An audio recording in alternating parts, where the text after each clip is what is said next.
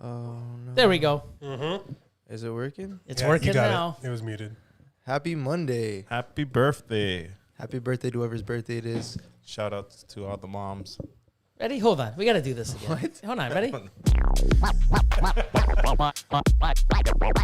My channel. Yeah. Yeah. There you go. Happy Monday. Let's see. Is sound? Okay, good. I think we're good. Yeah. See, it's always something. You know? It's always something. Yep. People probably think I do it on purpose. Oh, Billy did that on purpose. No, I fuck up all the time. Oh, man. So everything's good. Yes, it's on. We're good. Okay. Take two. Hi, Brittney. Hi. Thanks for having me on. Like, I get to do a redo now. Yeah, you get to do a redo. So, I wanted to have you on earlier, like I said, but someone else stole you, and I'm like, I'll have her down the line. You know what? You're not going anywhere. And plus, the more you do, the longer I waited, the more we have to talk because you keep doing all this stuff. And Did you have her on today because it's International Women's Day today? well, the whole month I have a woman on. Oh, wow. Amazing. Yeah. See, see. I wasn't even here last week, and I knew about that. Yeah, exactly. See, That's why I shouted out all the moms. Sometimes, don't do drugs, kids. unless you want to be cool. No, it's not cool. And why is it cool? I'm joking. It's not cool. As long as you know that. It's super cool, man. No, it is not. But no, we had Alyssa last week. Next week we got Corey Martin. Nice. And then, and there's 5 Mondays in March. So Damn. 5 women on the podcast, which is awesome. Nice. Exciting. Yeah, well, we got to get you on because, if not, you guys are going to be so popular because you guys are just like, scaling tall buildings in a single bound. Like all the women are just coming out like fire, so it's crazy. So, your very colorful background. Oh, yeah. This is like my little painting area. Is that one wall green or is it just the shade? Is it blue, and green? No, it's actually all the same color. It's just, for whatever reason, that wall gets a different color. Yeah, and I was the going to shadows say there. it. What I'm going to say, if it was a different color, what was the purpose? But since it's not, no sense going there. Yeah. So besides, that's your paint studio. So that's where you do all your amazing creations.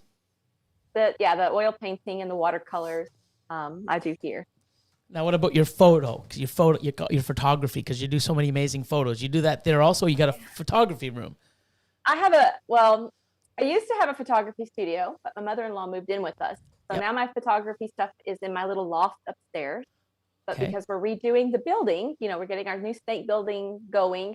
I'm actually going to finally have a real studio and I get to hang my lights from the ceiling so I can push them up out of my way and not trip over them. I'm kind of excited about that. That's awesome.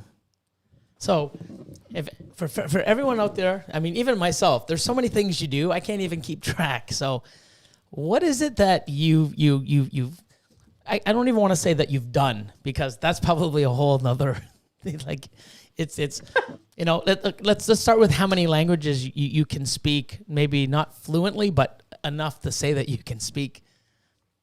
I have like 16 languages that I can introduce myself in, tell people I'm a reptile breeder just to freak them out, or a photographer, depending on the situation and how much I like the person. I could get around, and then I just have random words. That's the worst thing about this because I've actually played with 25 languages. And so I'll be walking around and a random word pops up and it drives me crazy because I'm like, what does this random word mean? Or I will remember the random word for that item, but don't know which language it was in. And I'm like, so that's the bad side. Yeah, but, I can feel you there because I do that with the English that I have, just the English. I don't know what that word is and what I'm going to do with it, and even if I'm pronouncing it correctly. So I sort of know what you're going through, but not at that level. You're way beyond my scope. So. And that just depends. It absolutely depends on the day. Like one day the teacher will be like, whoa. And then the next day she's like, what level are we on again? But yeah, I've managed to do a few funnies. I've cursed at most of them on accident and they let me because they thought it was hysterical. So I kind of just rolled with that. I've insulted a few. I told one that I ate my pets. And You ate your pets?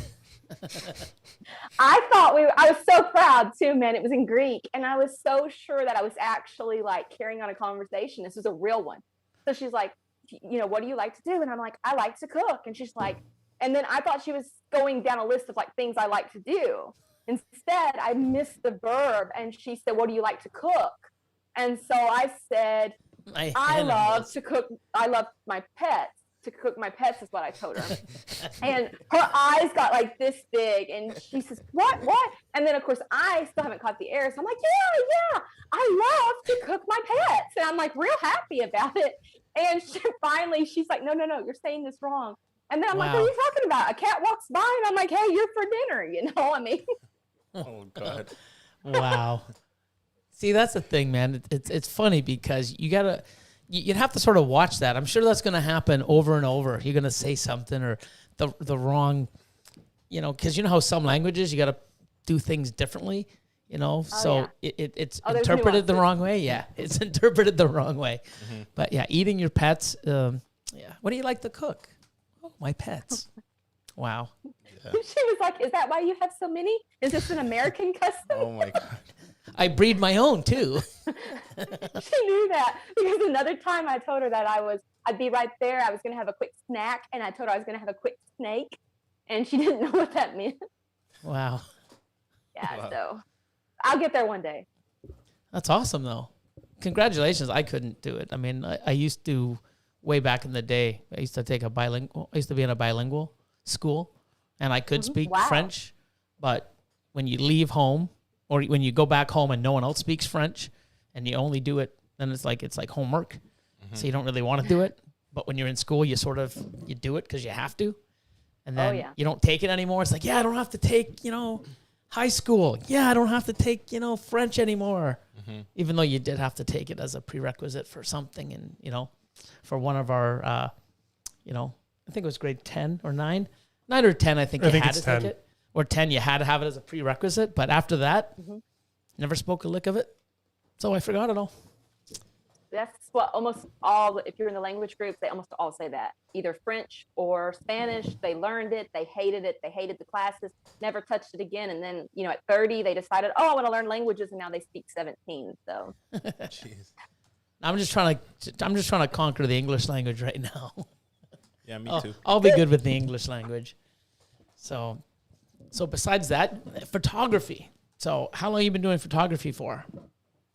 I started about 2010, 2011 is when I started doing photography. And that was simply, I'm self-taught.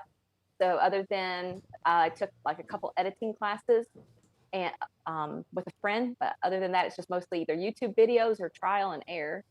And it was, I'm one of those people that if I'm going to do something, then I want to always try to push myself to do it better. So every time I took a set of photos, I would look at it and be like, I wonder if I could have fixed this by doing this. And it was just, I was taking 10,000 photos a month, just trying to like perfect my equipment and how to do that. Damn. So, a lot of photos. Yeah, 10,000. Holy moly. Yeah. And I'm not making that number up because when I went to sell the camera, I actually had to tell what the shutter count was. Shutter count, yeah. Yeah, and so I was like, oh my goodness. In like 1 year, I had like 120-something thousand photos on the camera. Jeez. That's crazy. Wow. So now let's get into some of the animals. Well, okay, no, let's get back before the animals because you're into so many animals. It's just wow. How much time do you got? Yeah. What's the Larry? Which one's Scary Larry? Scary Larry? Yep. Yeah, the attack duck or rooster. Duck. It was rooster. Not rooster. See. It was It was a no. Alyssa has Larry, who's actually from me. Right. She got So you sell attack ducks. I mean, why do I say ducks? Where do I get duck? I guess I'm thinking of food now. Man, I want an attack duck. No, an attack rooster. Sounds awesome. So Larry the attack rooster, Scary Larry. So you sold her Larry. Yeah, we have a turkey. We have a guard turkey. We're the Gobble family. Of course, we have a guard turkey. But he's awesome, and I can't wait till he hits the FedEx driver. I'm just waiting. He gets so mad. He hates vehicles coming up our driveway. So it don't matter where in the yard he's at, 'cause you're 15 acres. the truck pulls up, you hear him, whoop, whoop, whoop, whoop, whoop, and he just comes flying around the side of the house. Like, he doesn't actually fly. He just like runs, and it looks really awkward. And he'll just circle the vehicle, just like posturing, like, bring it, bro, bring it. You know, you want to. And the things, people are like, what? And if you sit in the car, like, he'll just go round and round and round the car. So what do they do? I wouldn't get out of the damn vehicle. I know. So well, he hasn't jumped anybody yet. He just yells at them. And he knows my truck. My truck's, of course, bright orange. So if I get in it and I haven't fed him yet, he'll just like sit there and yell and yell and yell until I get out to feed him. But wow. Oh yeah, he's great. So the FedEx drivers did they actually get out of the truck? Oh, right now they do. I figure once he hits them one day, they won't. Oh, Our last turkey did that to our daughter.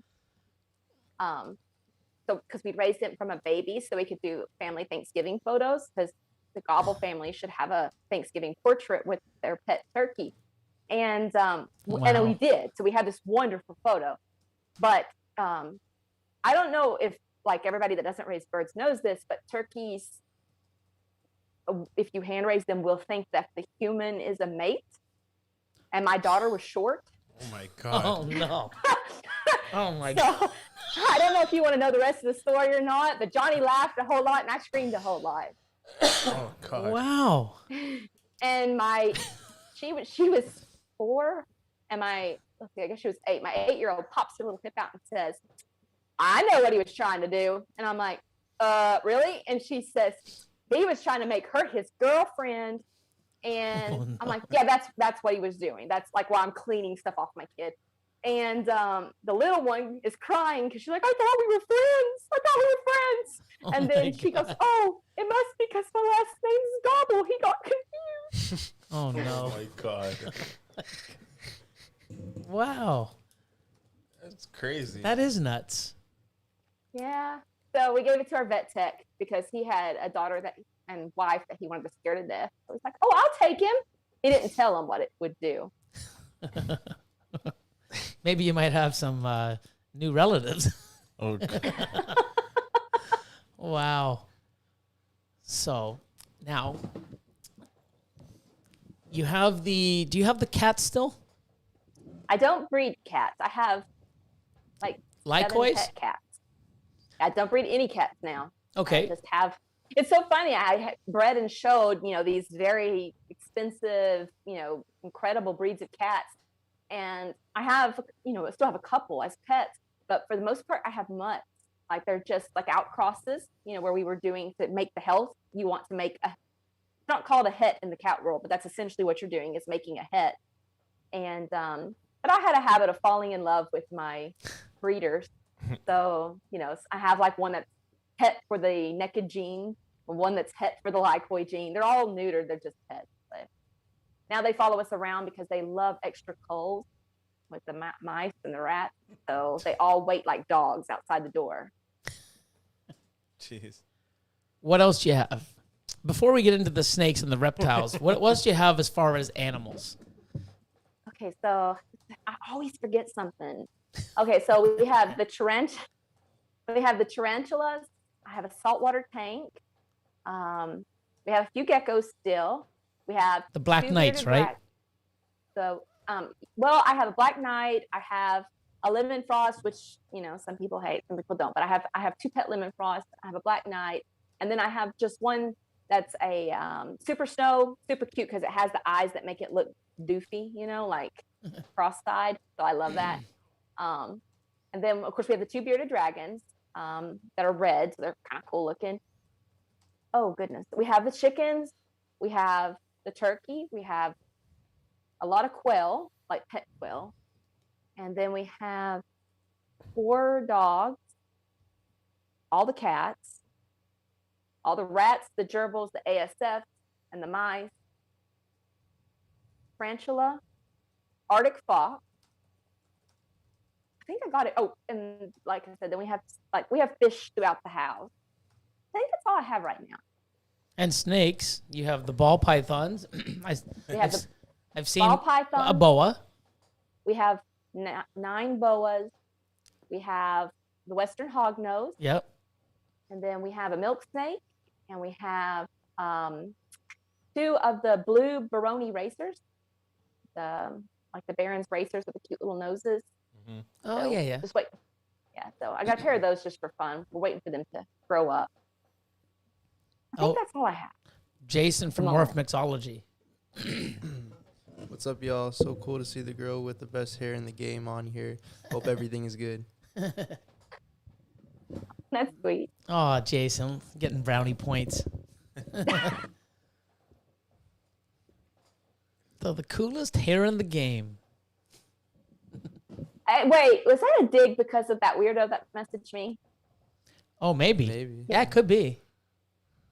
He was a weirdo. He has some cool hair. Yeah. And yes, just for the record, let's set it straight.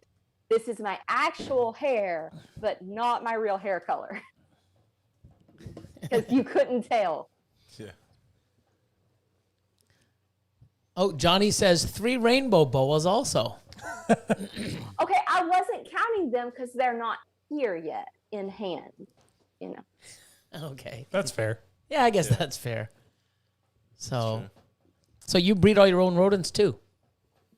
Yeah, I love being a reptile breeder. I hate being a rodent breeder. It's just, if I could not do that part, I would still not do that part. See, But that's yes. why I don't do it. Because, I've never done it. And every time I speak to somebody, they're like, don't do it, Billy. If you don't have to, don't do it. And I'm not going to do it. We may try Financially- ASFs, but not maybe. Financially, it's like a good move. Financially, it makes sense, and it's nice because, depending on if I have one that's being a little picky, I can go out there and pick something that's exactly the size that I want. Sometimes you're like, oh, I want hoppers, and you don't get hoppers, or, so you're able to have stuff. And I don't have to worry, if somebody's supply is low that week and they're supplying me, then I have to worry if I'm not going to be at the top of the list to get what little bit they have. At least I know that unless something happens, I'm going to be able to feed all my snakes every week. But again, man, it's more work. I mean, it's like so much work. So I have a friend that might be moving down here that's a rat breeder. And I'm like, please breed the rodents and let me be at the top of the list so I don't have to do this no more. Hold on, I'm just trying to check something. Down. Up. That one's funny, but no. Up. I was like, what's that one? Oh, Moon over Miami says married with children hair. You don't know married with children? No. That's well before his time. Al Bundy. Oh my God, you got no? Oh my God, that's what they were the best. How old is that show? I don't think anyone knows. Oh yeah. Not even Elias doesn't even know. Oh my God, children don't know nothing. Is that the one with the dad from Modern Family on it? Oh, wait. Yes. Al Bundy. I think now it Okay. makes sense. Pokai. I've never seen it. Yeah, the I Wait, remember now. She's never even I'm seen pretty sure Brittney's around my age. How have you never seen Married with Children? It I'm rings a bell now. 34. Oh, okay, so you're older than me. How have you never seen Married with Children? Oh my. Well, because I mean, it It's so good. It's so good. Christina I Applegate. grew up That was a good show. I grew up without cable. Oh, fair enough. I Okay. didn't get anything. We didn't get anything. I was in my 20s before I saw Golden Girls. Oh really? Yeah. Wow. What's Golden Girls? Oh my God. Yeah, we can't speak anything. Yeah. Oh, no. Just shut their there. camera off. Austin's gonna Crazy. Google it and hit images. So, what show did you watch growing up? What was a show that you enjoyed? I love the Nature Channel. So I love like Nova. That was my thing.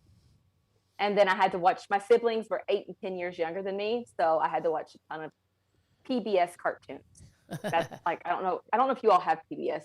Public there. Broadcasting System. Yeah. Yeah. Okay. So you kind of know what's like. Yeah. Oh, Chris Eaton's in the house. Hey, Chris. Just checking it out. Of course, Nava's here. Zach. He's always here. He's everywhere. That guy, I And don't Elliot. know how. And Elliot. Yeah, as I don't well. know how they Everywhere. managed to be in every live stream simultaneously. Like I have like multiple laptops. Or, like, they just have like one of those like Impressive. crazy computer setups. There's like 7 screens. yeah. Zach's fun, but I have to watch because he's like one of those, like, it's like having a brother where you're going to like cut up so you can't make eye contact because you'll just like lose your straight face, and I can't do it with him. So now this year, so you're building now. Is it almost complete? Is it close to complete? Is it? We should be done in about 2 months. Okay. So we originally thought we were gonna have to do everything completely ourselves, which we're cool with. I mean, we built our house and I put the wood floors down and everything. We like to do that. It's fun.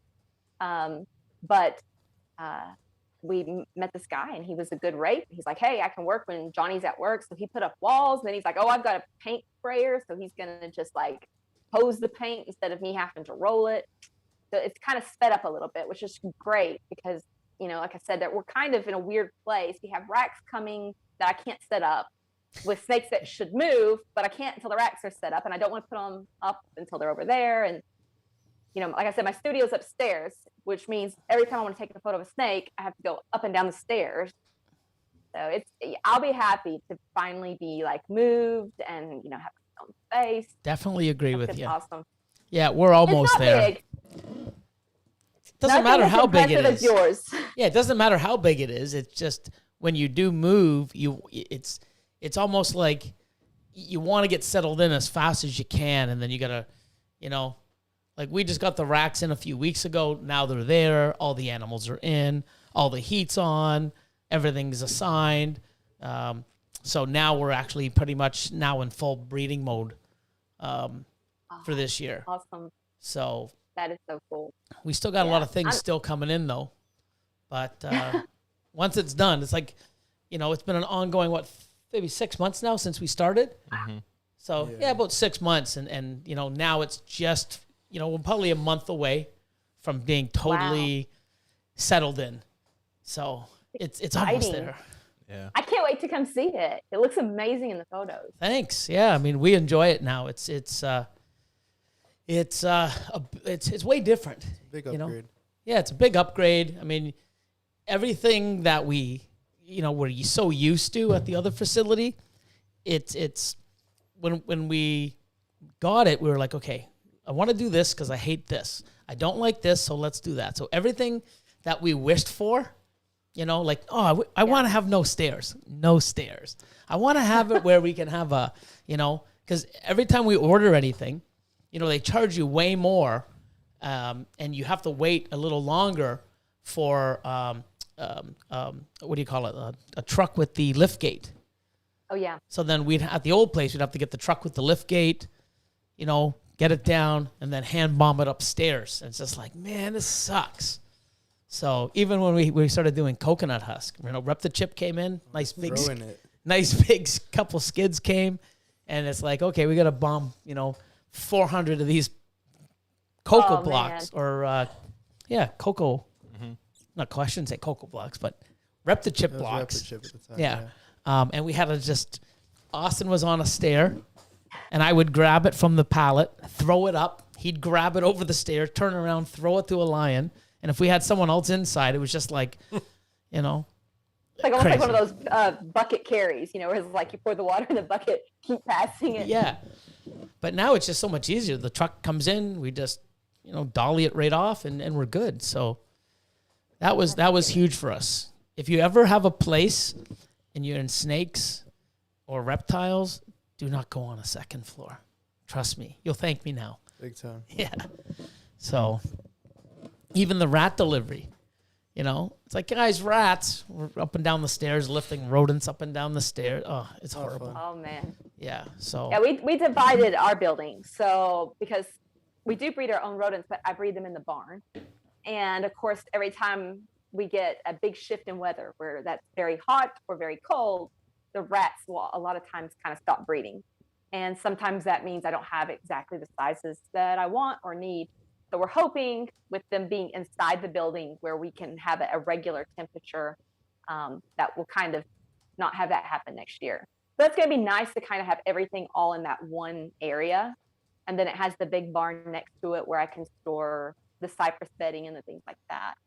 So it's going to be cool. It's like I said, it's like we'll be in it, but there's like a lot of little touches that I kind of want to do. That'll take some time to personalize it. And then I'm planning to paint a wraparound mural around the building. So that's gonna take some time. But right now it alternates between raining, freezing, and being in the 70s.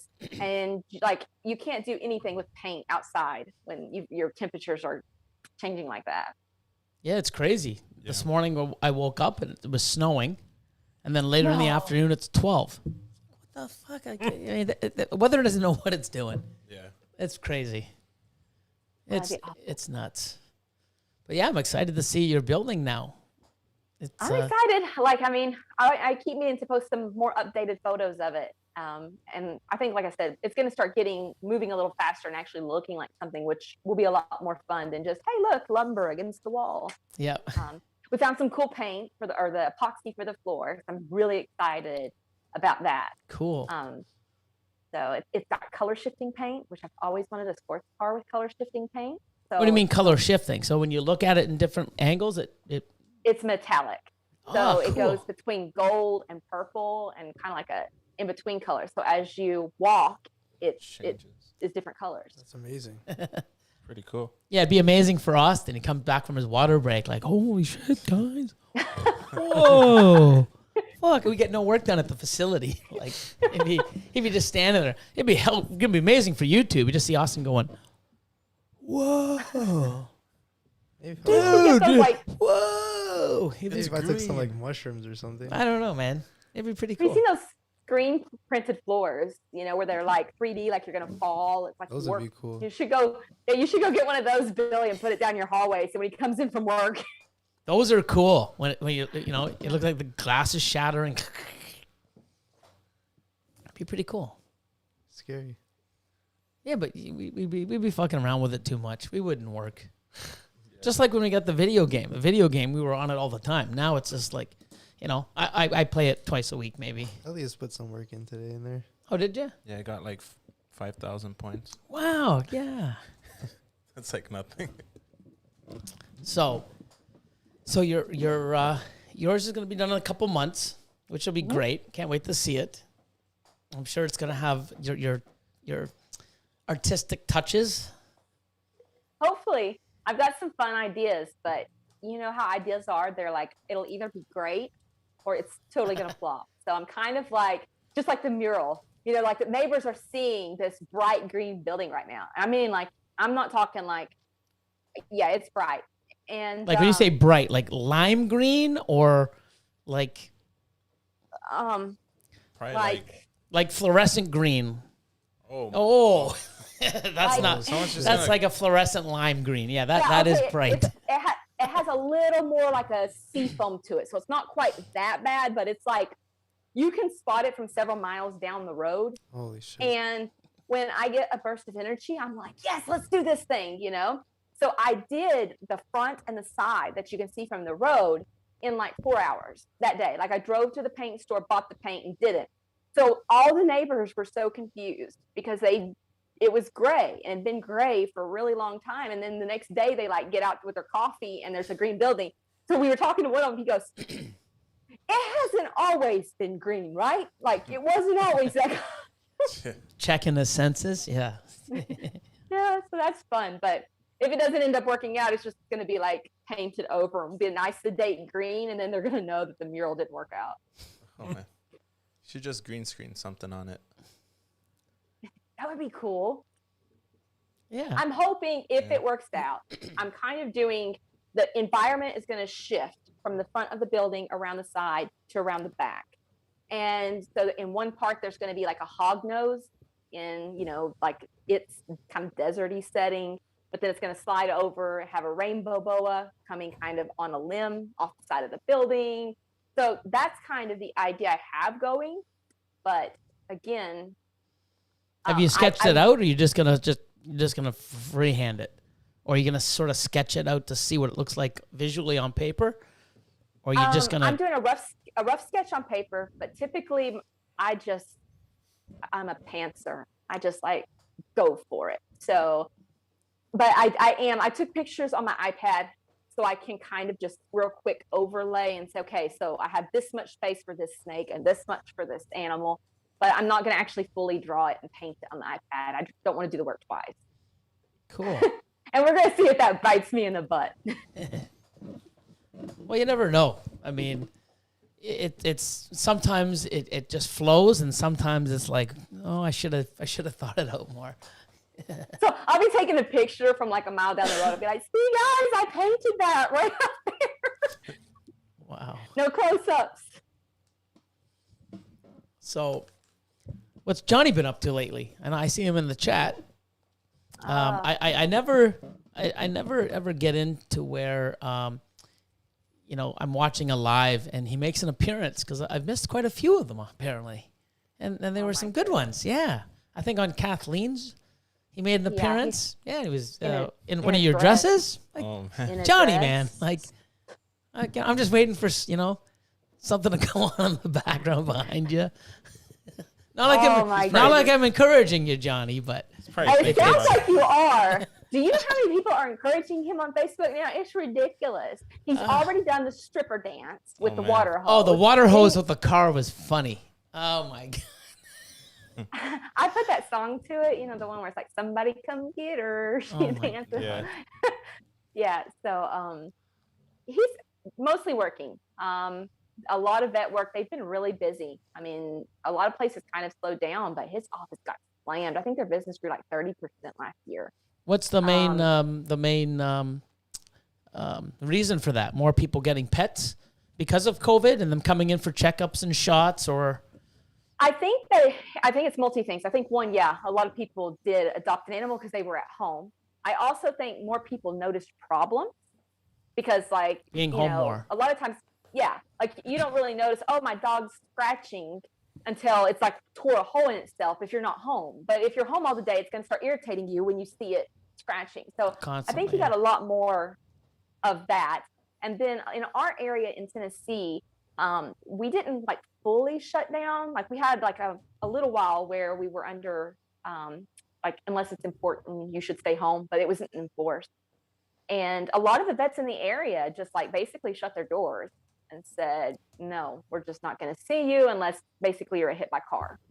And Johnny and his staff said, you know, here's the precautions we're taking. If you still want to come, we'll still take you. So he got a lot of new clients and a lot of people, you know, that were excited, because a lot of the vets here wouldn't let you go back in the room. They'd make you sit in the car and then they'd come get your animal, but they wouldn't actually let you come back and talk to the vet.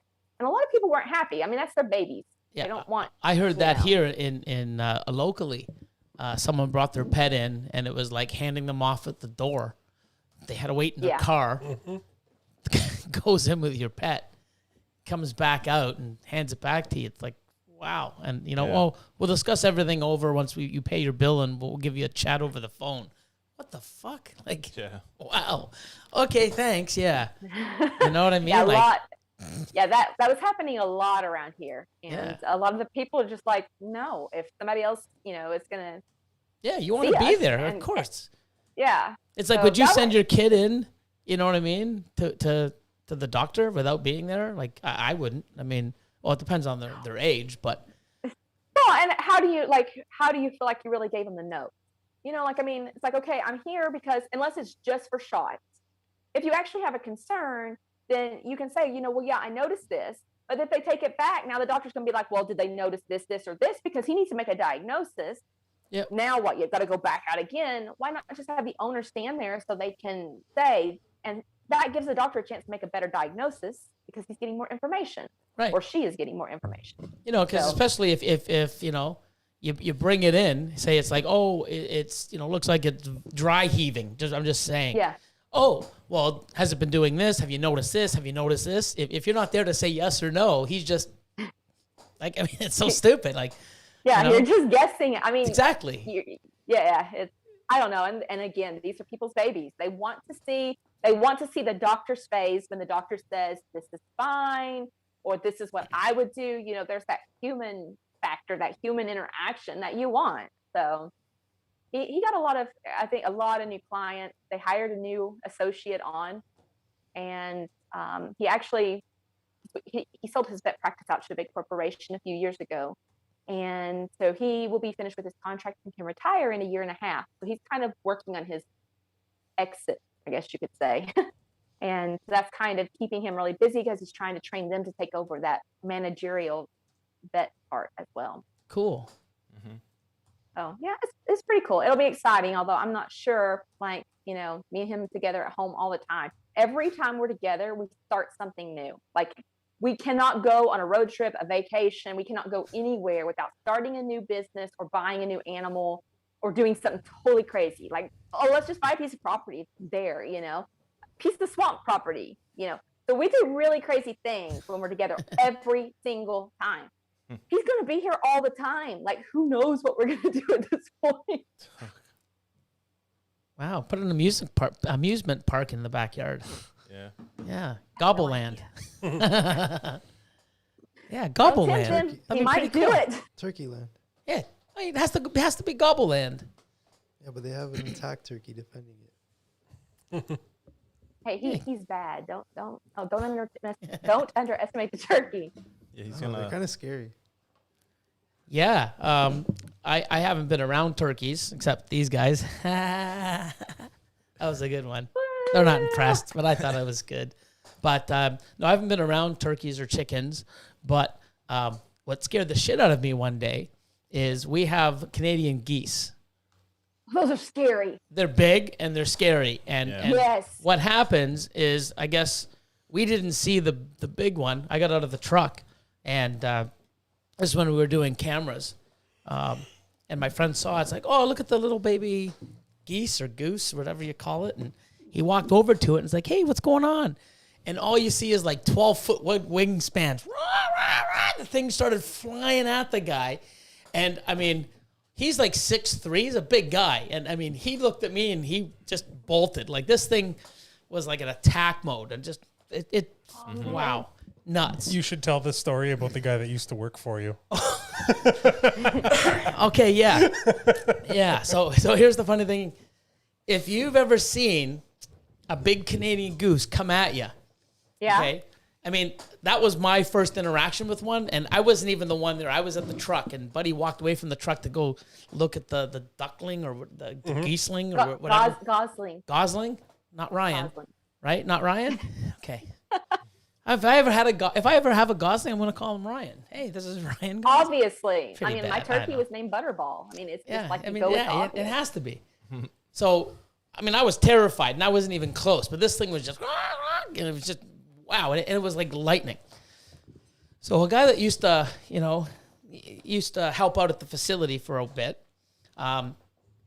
he was like, always would tell stories, and they were like so far-fetched. It's like, yeah, right. Oh yeah, I was on was it Judge Judy? Judge Joe Something like Brown. that. Oh, yeah. Judge Joe Brown. That Judge was it, Joe yeah. Brown. Yeah, I was on the judge. I'm like, yeah, whatever. He goes, yeah. He actually was. Showed us footage, and we're like, what the heck? Like, this is no way. I mean, he It had was dozens crazy. of them, like And- dozens of these stories. And all these stories, he's like, yeah, blah, blah. I'm like, yeah, you're so full of it. He's like, here's a pic. You're like, what the fuck? Like, no way. So then one day, he's like, yeah, man. He's like, yeah, I was telling him the story about, I don't know how, but the Canadian geese and how this thing came at my buddy. He goes, oh yeah, one came at me one day and I just grabbed it by the fucking neck and just threw it. I'm like, yeah, right, dude. Like this thing flying at you and you just grabbed it by the head and threw it. His buddy got a video of it. And I'm like, there's no fucking way. And then he shows me a video of this thing going, and he just goes, doof. Doesn't flinch, doesn't run like I would have. Just stood there and it's like, he just goes doof and fucking throws it. I'm like, are you fucking kidding me? You know you can go to jail for that. They're like, Oh yeah. protected here. But I'm like, wow. And did you see the video too? I never actually got to see the video. I just heard it secondhand from you. Oh my God. I mean, if I didn't see it, I'm like, there's no fucking way. It's And like this guy was not an intimidating person. Not like, at all. not in the least. it's like a Brian Gundy story. You know Yeah. what I mean? Like what? But I mean, it was just nuts. Me and Johnny went to a dinner and we got sat with a couple we didn't know, and we told them stories that just kept coming up, and they'd be like, oh, have you ever, and by the end of the dinner, the man looked at his wife and he goes, they made all that up. And I looked at Johnny and was like, all that. And he said, the man goes, they just make this stuff up to see how much people will believe, and then they go back home and laugh about it. So they don't believe we did any of it. And I was like, all those were true stories. But talking about the birds, here was my scare, because I love birds. Like, that's how me and Johnny, got together was, I had a blue and gold macaw. Love birds. So Johnny's a master falconer. Yep. And when we went to catch the first hawk together, this was my first thing. And for anybody that doesn't know how you catch a hawk, some hawks or falcons, you go into the nest and you get a baby and you hand raise it because it will bond better. It's not stealing. Well, it's a certain season of the year. You have to leave a certain number in the nest. And like in the US, the falconers have done so much work with preservation. Right. So they'll mark the nest and everything, and that helps the game wardens to keep up with how things go. Plus, a lot of times the parents or the babies, they'll only end up being one anyways, one or two. So if there's 3 chicks in the nest, one is going to get knocked out because it's just not going to get fed. So a falconer taking 1 out of a nest of 3 isn't in any way hurting the balance. Cool. I didn't know this. This is cool. Yeah. Interesting. So, yeah, it's really neat. So I've been where they've gone and done it. But now there's some birds that are better to just get as an adult and then bond with them that way. Otherwise, they never hunt quite as well. They're a little bit too clingy and they scream a lot. So red-tailed hawks are very patient birds, really chill, and they're better if you can get them as a juvenile, which means basically they're away from the parent, but they don't have their adult plumage and they don't have a mate yet. So no, I thought I heard my belly dance thing, and I was praying I didn't hear my belly dance. No. Oh my God. Oh my God. Here No. we go. There's a belly dancer no, coming. No. They can't see you unless you go over here. Oh my. Aha! Oh Johnny. my god. What is going? Oh, Johnny. Can you guys hear it jingling? Can you hear it? Oh my. Oh, we God. can hear it. Did he have a water break? Oh God. Wait, you Wow. wow. My lipstick. Oh, Johnny. Is he gone? Oh my god. Oh, thank you. No, go away. You know what amazes me Oh isn't my that he God. put it on and shook his stuff and made it tingle and make noise. It's that he could actually fit in your clothing. It's shut up. That's so rude. He's impressed you can fit in my clothing. Only the stretchy stuff, and he's breathing deep now that he just pulled it off. Okay, so anyways, going back to the birds. that I There you tried go. to The sound the smart. master falconer, everyone. The master Oh, falconer. geez. That's how he attracts the falcons. Oh yeah, that's how he attracts them. that's how he tracks the falcons. Hey, He there you mesmerizes go. them with his belly dancing. That's the mating call. The mating call. Oh. I don't even know That's how for to the sound turkey, too. educated after that. Like, oh man. Anyways, so yeah, he takes me to get a red tail, and if you've never gotten a red tail, the trap is basically wire, like little spaced wire, and you do slip knots with fishing line that's clear, so the hawks can't see that fishing line. And you make a lot of slip knots all the way across, and then you put rebar through the cage, and then you drop, like a live gerbil or something like that in it. The bird, you drive away, the bird sees it, hits it, and then when they go to foot it, because that's what like a hawk or a falcon, that's what they do, is they go to foot their prey. As they pull, those little nooses get stuck on their feet. They don't hurt them in any way. They actually, if they put their full power behind it, they can just pop loose and they fall off. Sorry, he was walking by and I was scared for a second. So was I. just right. Anyways, so he takes me out for us to catch our first hawk together, right? And I'm like 8 months pregnant. So I have like this big old belly, and I'm the one that's supposed to throw this trap out. So what you do is you slow down, open the door, throw the trap out, and then don't slam the door, because if you slam it, the bird's going to fly away. So you have to hold it. He just skipped through the kitchen. You have to don't slam the door so that you don't scare the hawk. And then you drive away and you watch until the bird hits it. So I was like trying not to fall out of the car because he'd speed up to get away from the bird, and I had no seatbelt on, and I'm like not balanced. So finally the bird hits it. He's like, okay, here's the deal. You have to run out there with this big towel and throw it over it so it just the bird will stop struggling. It'll just calm itself. And then I'll park the truck and I'll come and I'll get it. And I'm like, got it. I throw the towel, you come and get it. Got this. Okay, so I go running up to this bird, and it is angry, and it has its wings expanded and puffed up, and it's hissing, and I have never seen an adult a big red tail that close, and it's mad. So I freeze. I forget what I was supposed to do. So here comes Johnny, and he jumps in and goes to put his hands between the legs so he can grab it without getting the talons. And then I remember what I was supposed to do. I knew my job, and so I threw the towel. over Johnny's hands and the bird. Oh no. And he just freezes because now he's being footed up underneath this towel because he can't see anything. And Oh god. he looks at me and he's just like, really, Brittney? So we finally get the bird. We put it in the car, and like he covered its head, so it's calm. Everything's fine. And somehow it gets its head free. So it starts hissing, and I'm looking back there. I'm like, its head's loose. And he's like, just reach back there and cover it. So I look back there, and it's like, I'm like, no, I'm good. I am good. So he's driving with one hand and trying to put the towel back over its head with the other. And every time he puts his hand back there, it nails him. And he's like, ow, Oh. ow, ow. But yeah, so that was my first experience. And I think that's the only time I've ever been truly terrified of a bird, was like just its size was incredible. When you say size, like how big? 2-3 feet? They're pretty big. Reptiles are, Like an owl? Owl's what? Maybe 18 inches? that was about right for a good size red tail, maybe a little smaller. But then they have a big wingspan. Yeah, their Yeah. wingspan's huge. That's what scares the shit out of you.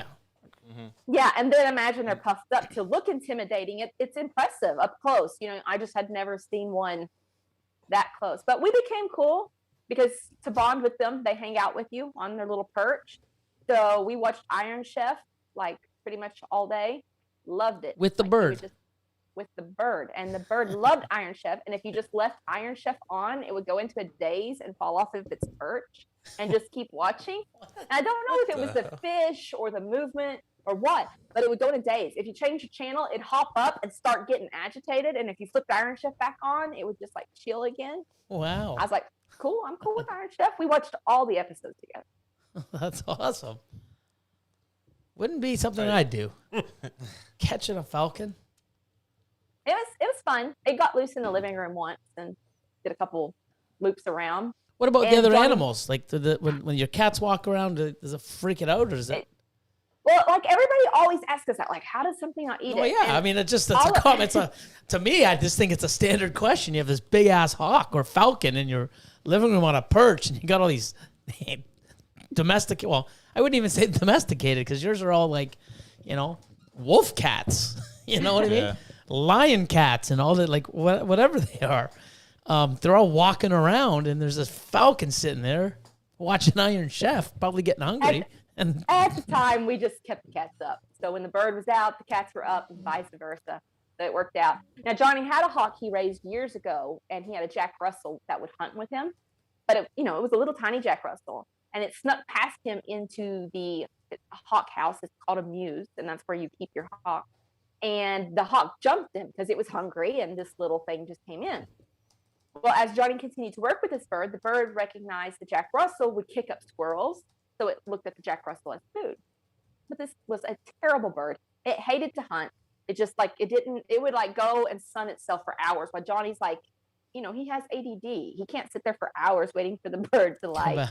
do something, So finally one day he's just like, be free. Because just so you know, that's not wrong. These are birds that are native to these areas. It's completely okay for them to just be released. There's no problem with that whatsoever. It's not breaking any laws or anything weird like that.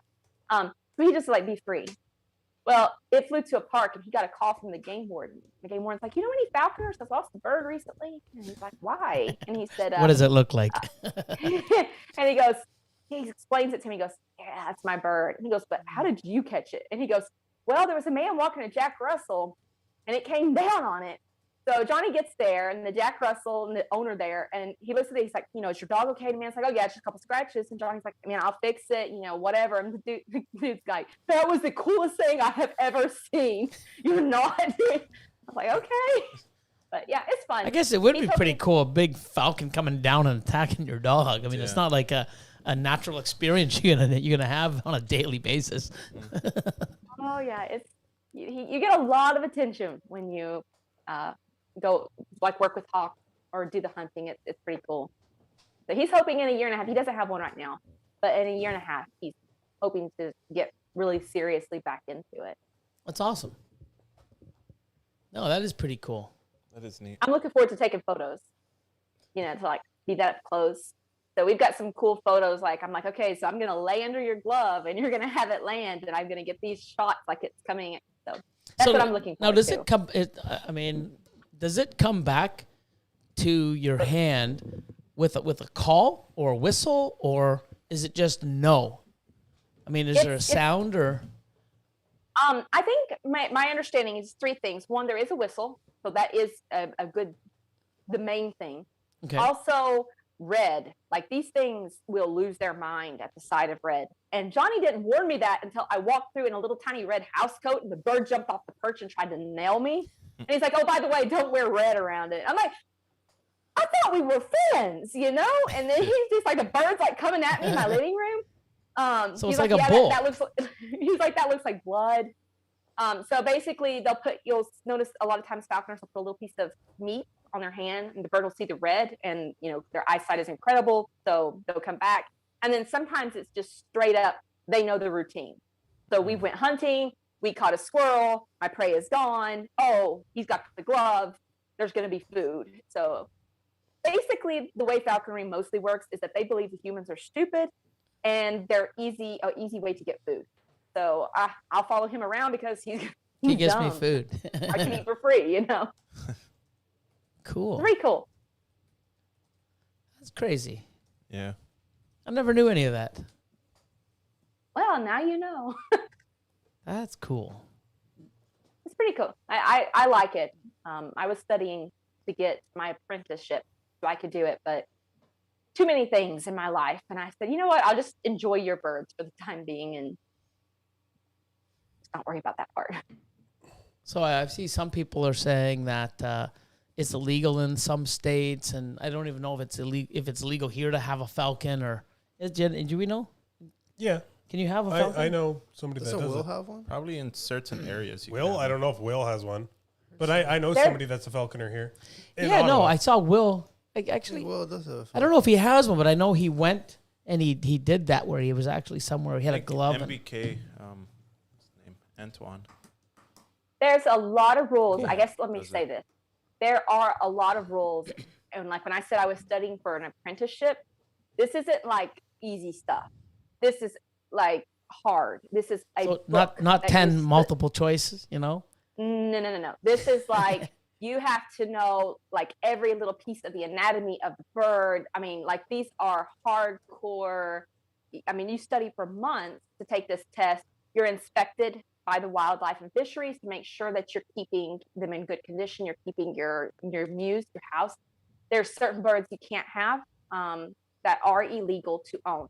So you do have to fall under that list of which ones are allowed to be kept and which ones aren't. Like in the U.S., there's a lot of owls that we're not allowed to have, bald eagle. Like there's rules to that.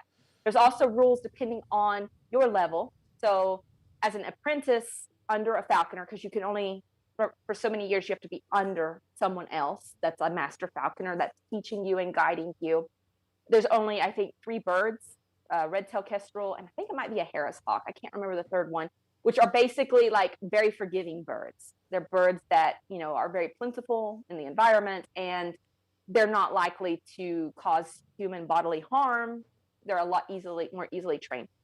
So you can't have a lot of the other birds until you kind of mastered more or less, that. And then there's a lot of rules to the seasons, whether you can take them from the nest and which birds you can do that with, which birds you can, so for us, red-tail season is like September 15th, I think, to January 15th. And during that time, you can take a juvenile. You cannot take an adult, one that already is showing the plumage, because it may have already partnered up at that point. And you don't want to in any way hurt, the population. So you would never, try to sneak around that. It's not like having a parrot. These are predators and they're incredible. And there's a lot of work that goes into it. So there are, again, I'm not saying, you can just like go out and grab a bird. You can't. You really need to do a lot of work and a lot of research. Elion just spilt his drink all over the table. I pulled a little Wayne. Who drinks a Red Bull at 8 o'clock? Someone who needs a Red Bull at 8 o'clock. Wow. So he's gonna go get go downstairs and get some paper towel. What a guy. Way to go, What Elion. did know? It was a little Wayne moment. You have to say. You have to say You have what? to say the catchphrase. What he said after too, right? Well, then why would you bring it up? Oh my God. So, oh yeah. So, Richie's recessive. So Chad says, Hope everyone is having a kick-ass Monday. Everyone wish Bridget from... everyone wish Bridget at Everglades a happy birthday. yesterday. From yesterday. So belated. So happy belated. It's called belated, Chad. Happy belated birthday. Happy belated birthday, Bridget. So since he is gone, we're going to do a quick thing. We just give shout outs to everybody that's, hit some milestones and some other cool stuff. So we'll do that, and then we'll keep going. Nice. But we've learned a lot about birds, which is cool. And I'm sorry, I didn't mean to go off on a tangent. No, it's cool. I mean, I like hearing non-ball python related yeah, stuff. it's different, right? Yeah. But I mean, my closest thing to a bird is watching someone getting attacked. So all I know is, man, I don't know enough about birds, but I know that I don't fuck with them because, wow, man, I wouldn't know what to do. Even peacocks are scary. Like those things. You ever see them at Hyde Park? Walk around, just fucking scary shit. I love peacocks. Is there peacocks in? Hyde Park, yeah. Is there? They have like a zoo there. They always escape. Just walk around. I didn't know that, but I'm not walking around parks, especially one called High Park. No, no wonder why heard of High Austin's there. Park? I've heard of High Park. I Never just don't been hang around there looking for fucking peacocks. I was really That's looking for just the peacocks. nickname. It's just the nickname for it. It's not his real name. So wow. Anyways, Now, I guess the weirdest bird I saw at our park was an ostrich. And I What? was like 9, and I loved Oh. animals. I watched the nature show all the time. I was a complete nerd. And so I went up to my family and I'm like, there's an ostrich down by the lake. And my family's like, no, honey, we're in Tennessee. There's not an ostrich. And I'm like, no, I'm telling you, it's a full grown ostrich and it's playing with the kids, which is really dangerous because they're scary. And they're like, no, Brittney, go on, go play. And I'm like, why don't y'all believe me? So I went back down there and I'm like trying to herd this, like, I'm tiny. Like I was short until 13. I was like 5 foot barely. Now I'm 5'8", but until then I was short. I'm like herding this like 8 foot monstrosity. I'm trying to guide it away from these little kids that are playing because if it just kicks one, they're gone, Finally, I walked back up there and I'm like, I really think we should do something about the ostrich. And finally, my aunt's like, I'll see what she's talking about. She goes down and she goes, oh, that's an ostrich. And I'm like, what did I tell you? I told you. And she's like, just stand there. It seems to like your boots. Just keep it right there. And I'm like, how do you tell a little 5-foot person to like keep the ostrich happy? But it turns out that a lady across the river or lake or whatever had owned 2.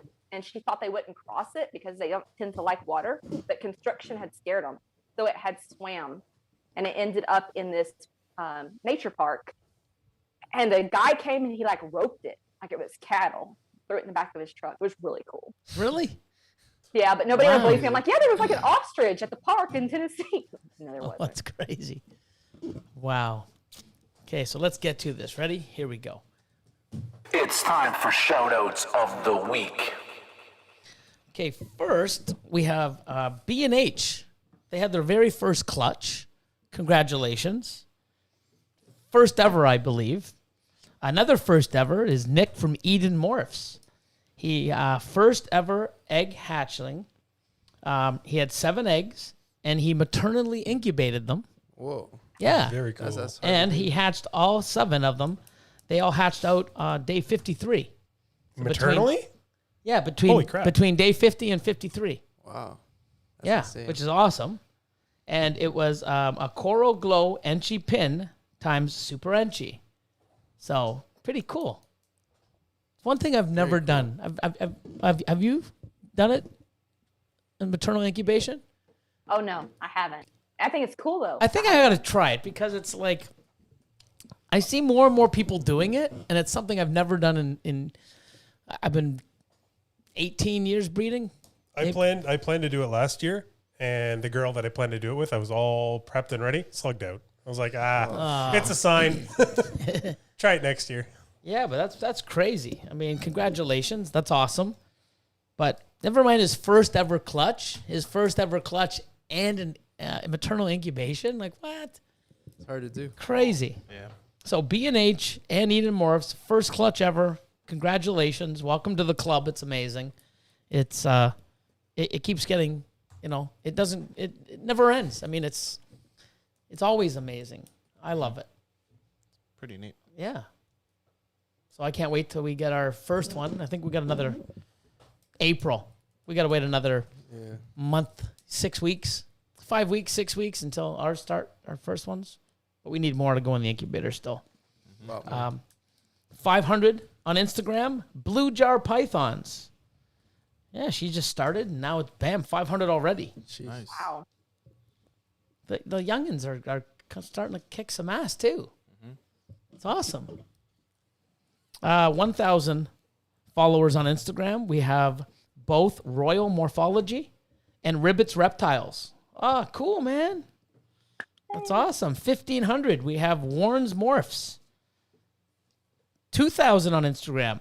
Honey Reptiles from New York. Mad River Serpents. And Rattery. Patriotic Morphs. 244 Pythons. And the lovely Precious Pythons. Nice. Sick. That's awesome. 2,500. We have Jar Pythons. That's the parents of Blue Jar Pythons. And Modern Exotics, LLC. And then we go from 2,500. Ready? To 12,000. What the heck? Whoa. Oregon Exotics balls. Damn, that's crazy. Oregon Exotic balls, 12. Oregon or Oregon? It says Oregon. Okay. I'm just making sure. But Oregon. Like Oregon State, you know? But Oregon State is with an O, is it not? We say Oregon, but isn't it? We say Oregon. But is it O-N or A-N? Oh, it's Oregon. Yeah, so it's Oregon, but we say Oregon. It's Oregon, yeah. But it's spelled O-N. So I'm reading it right. It's Oregon. Oregon. There you go. See? I was never good with, mathematics. That's what I was. So not Oregon, it's Oregon. There we go. But it's spelled Oregon. I'm just reading. Come on. Yeah. So Oregon. It's not. It's Oregon. Oregon Exotics. There you go. There's not even an S. Oregon Exotic Balls. Nice. There you go. 12,000. And of course, Mutation Creation Canada, we hit 50 on YouTube. Yay. That's crazy. It was awesome. Nice. Yeah. It's been what? Maybe A year and a half? Yeah. Year and a half since you came aboard. And actually, said, guys, you guys suck, man. You need my skills. I'm going to put some of my, I remember saying, like, you're going to hit 100, like, in 2 years. So you still have time. Oh, I still got 50 to go, man. Like, slow down, man. Still got time. Yeah, I'd like to hit 100. I want to hit 100 just so I can get that plaque. I think that's pretty cool. Yeah. Silver play. Have a YouTube plaque. Like, what? Crazy. But no, man, that's lots of work and amazing people following us and supporting us, which is awesome. I love it. So that's why it's so easy to give back, because I get so many people, giving, supporting us. So why can't we support back? That's the thing. We all got to support each other. And I think, it's cool. That's cool. Yeah. That's a cool thing to do. Of course. Not the cool thing you like to do or think it's cool. Cool thing to do? Support other people, man. That's cool. You could do both, No.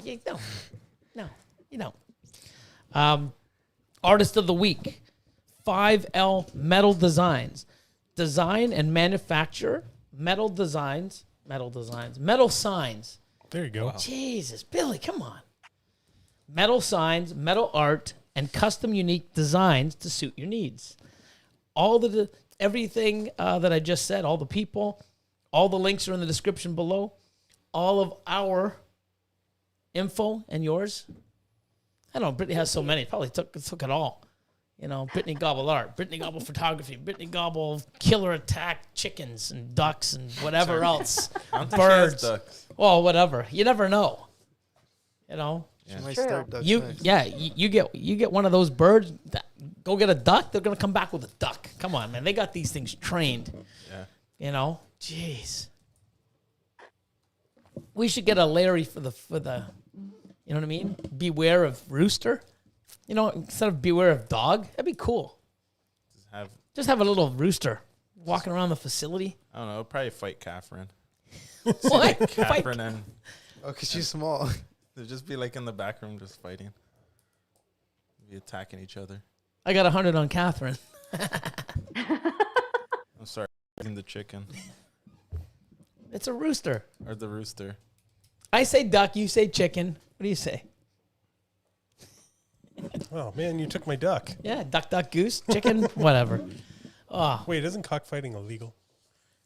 Oh, man. not on his OnlyFans. Oh. Oh, shit. Yes. Exposing you. I Look at don't got. that. Want to see a crazy looking duck? Yes, Here. It's called a mandarin duck. a mandarin duck. We've had those. What? They're cool. That's not real. That's No, Photoshop. they're no. Check it out here. No, Let no, me they show a picture. really No, look like yeah, that. no. They even come like there's different colors. You're- Wow, You're that thing's lying. beautiful. Go back to the other picture first and one? put it in front. Super cool. I never saw that. Mandarin duck? Yeah. Sounds like something we you had eat at a those. Chinese restaurant. Mandarin duck. Sounds like something I have eaten at a that- Chinese restaurant.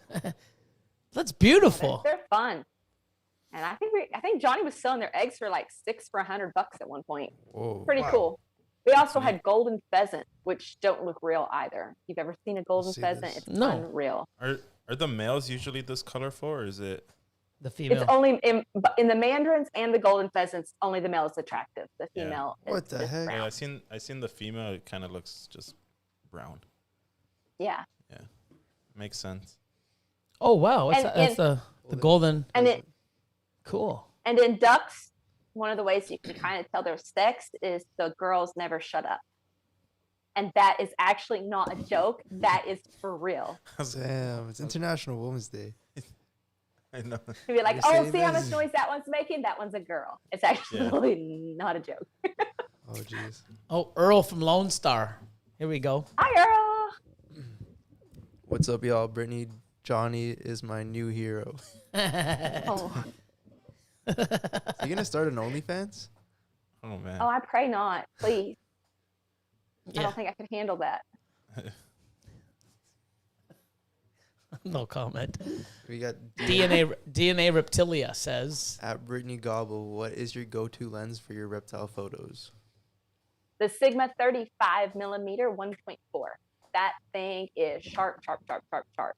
That is my favorite lens. I've shot it on a Sony body, and I shot it. I shoot it now on a Nikon body, and I mean it nails the image. is that a every macro time. lens?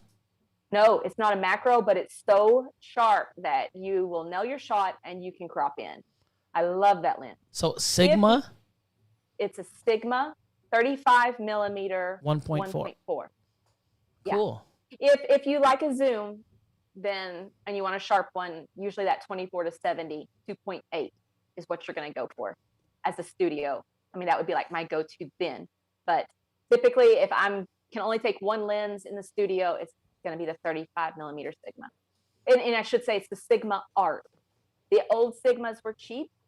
The Sigma Art line is like, I mean, they blew most of the Nikon, Sony, and Canon lenses out of the water Cool. as far as quality. Good to know. Look up an AM Semanis.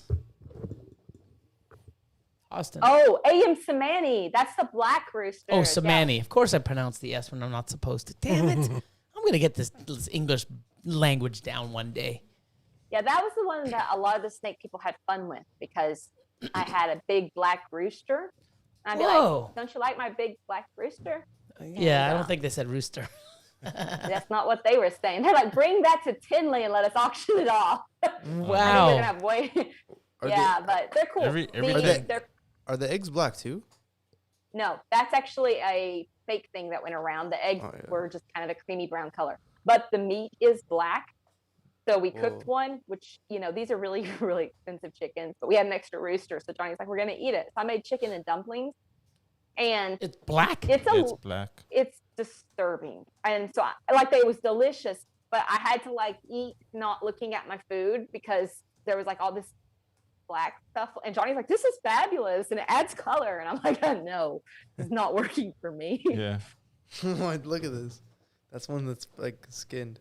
No way. What the hell? That I is- could not eat that. That looks burnt. Like I'm sorry. I could not. No. like here, I'll show it to the camera. And Billy doesn't like the dark meat, huh? Look at that. Oh, it looks like scales. It almost looks like a reptile. yeah, I don't know. I mean, Oh, there's a chickens are naked like, chicken. Johnny's been trying to get that one, but A what? it's hard. It's a naked chicken. It's featherless.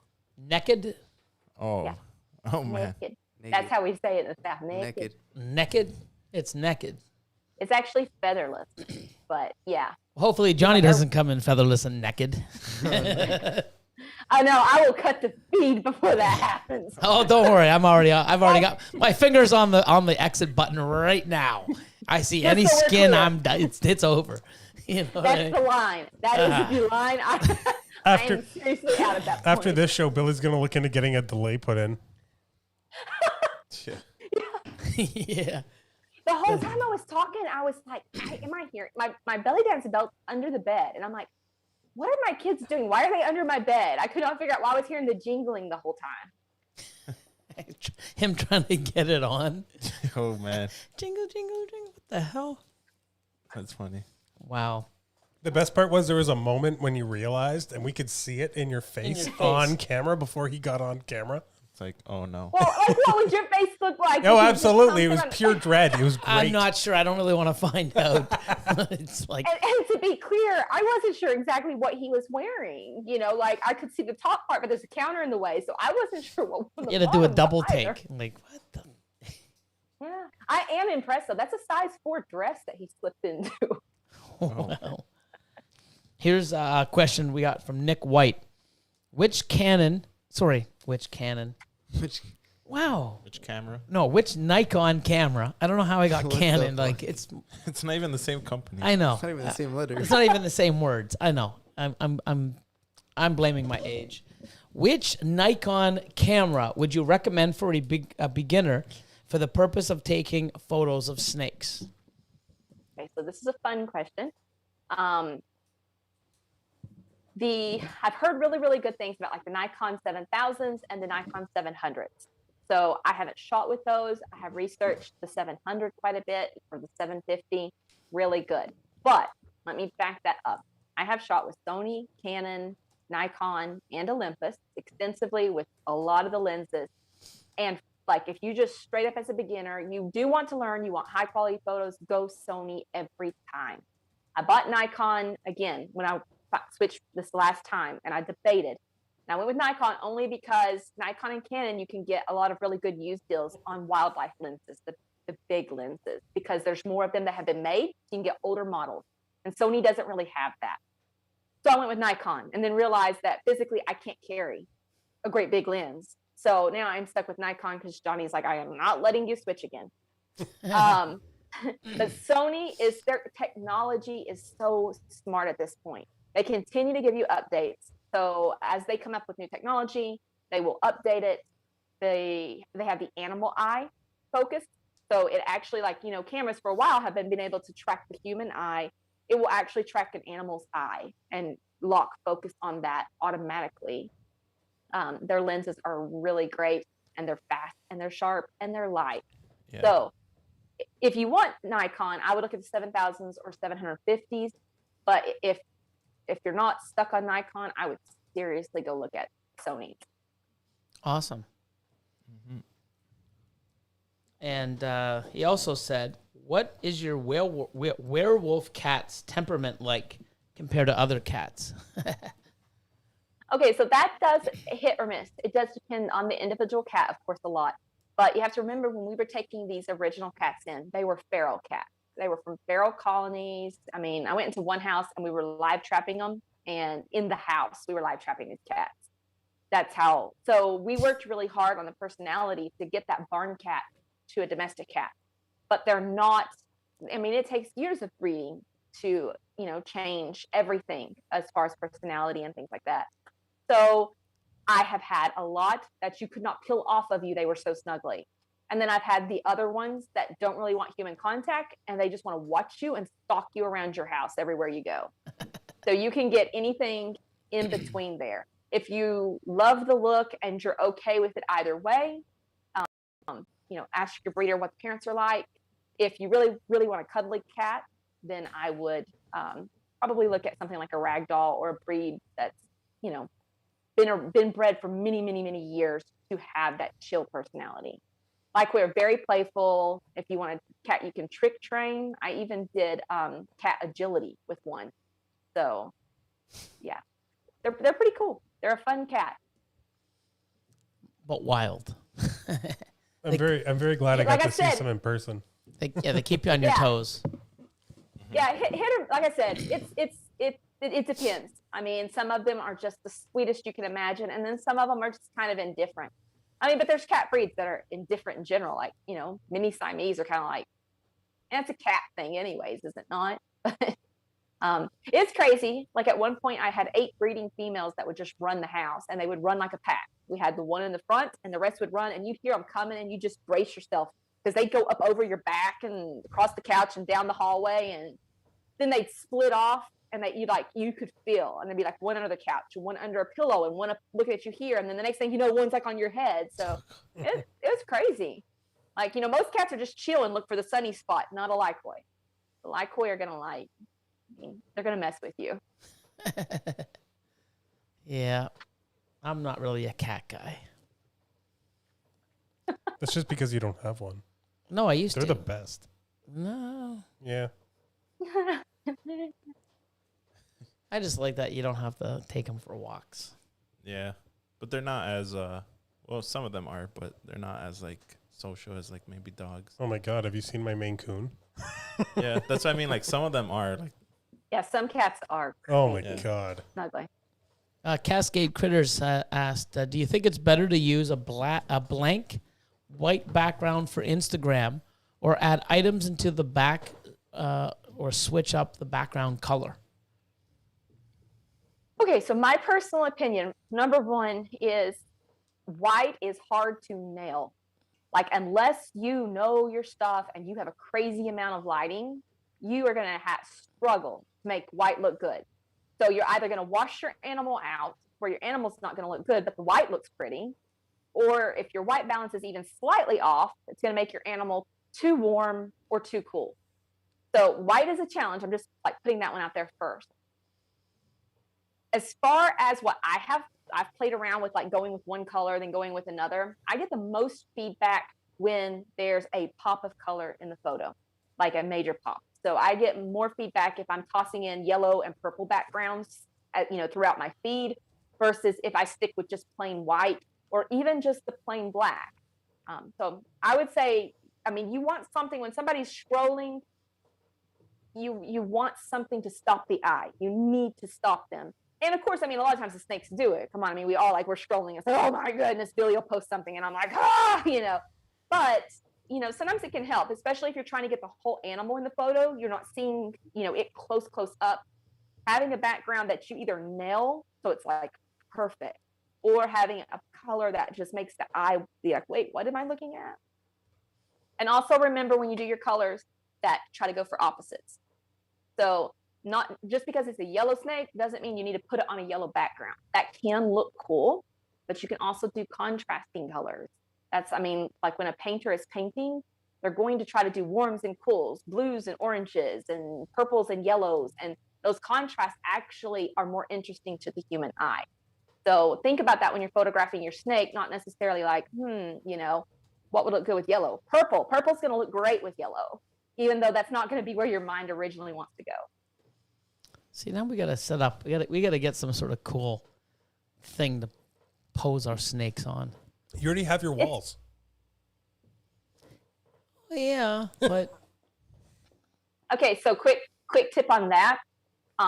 They're called paper rolls for those that don't know. Paper roll background, and it's very cheap. It's like $24, and it's just a roll of paper, like you would. I mean, some people have paper for their snakes, like to lay down. Yep.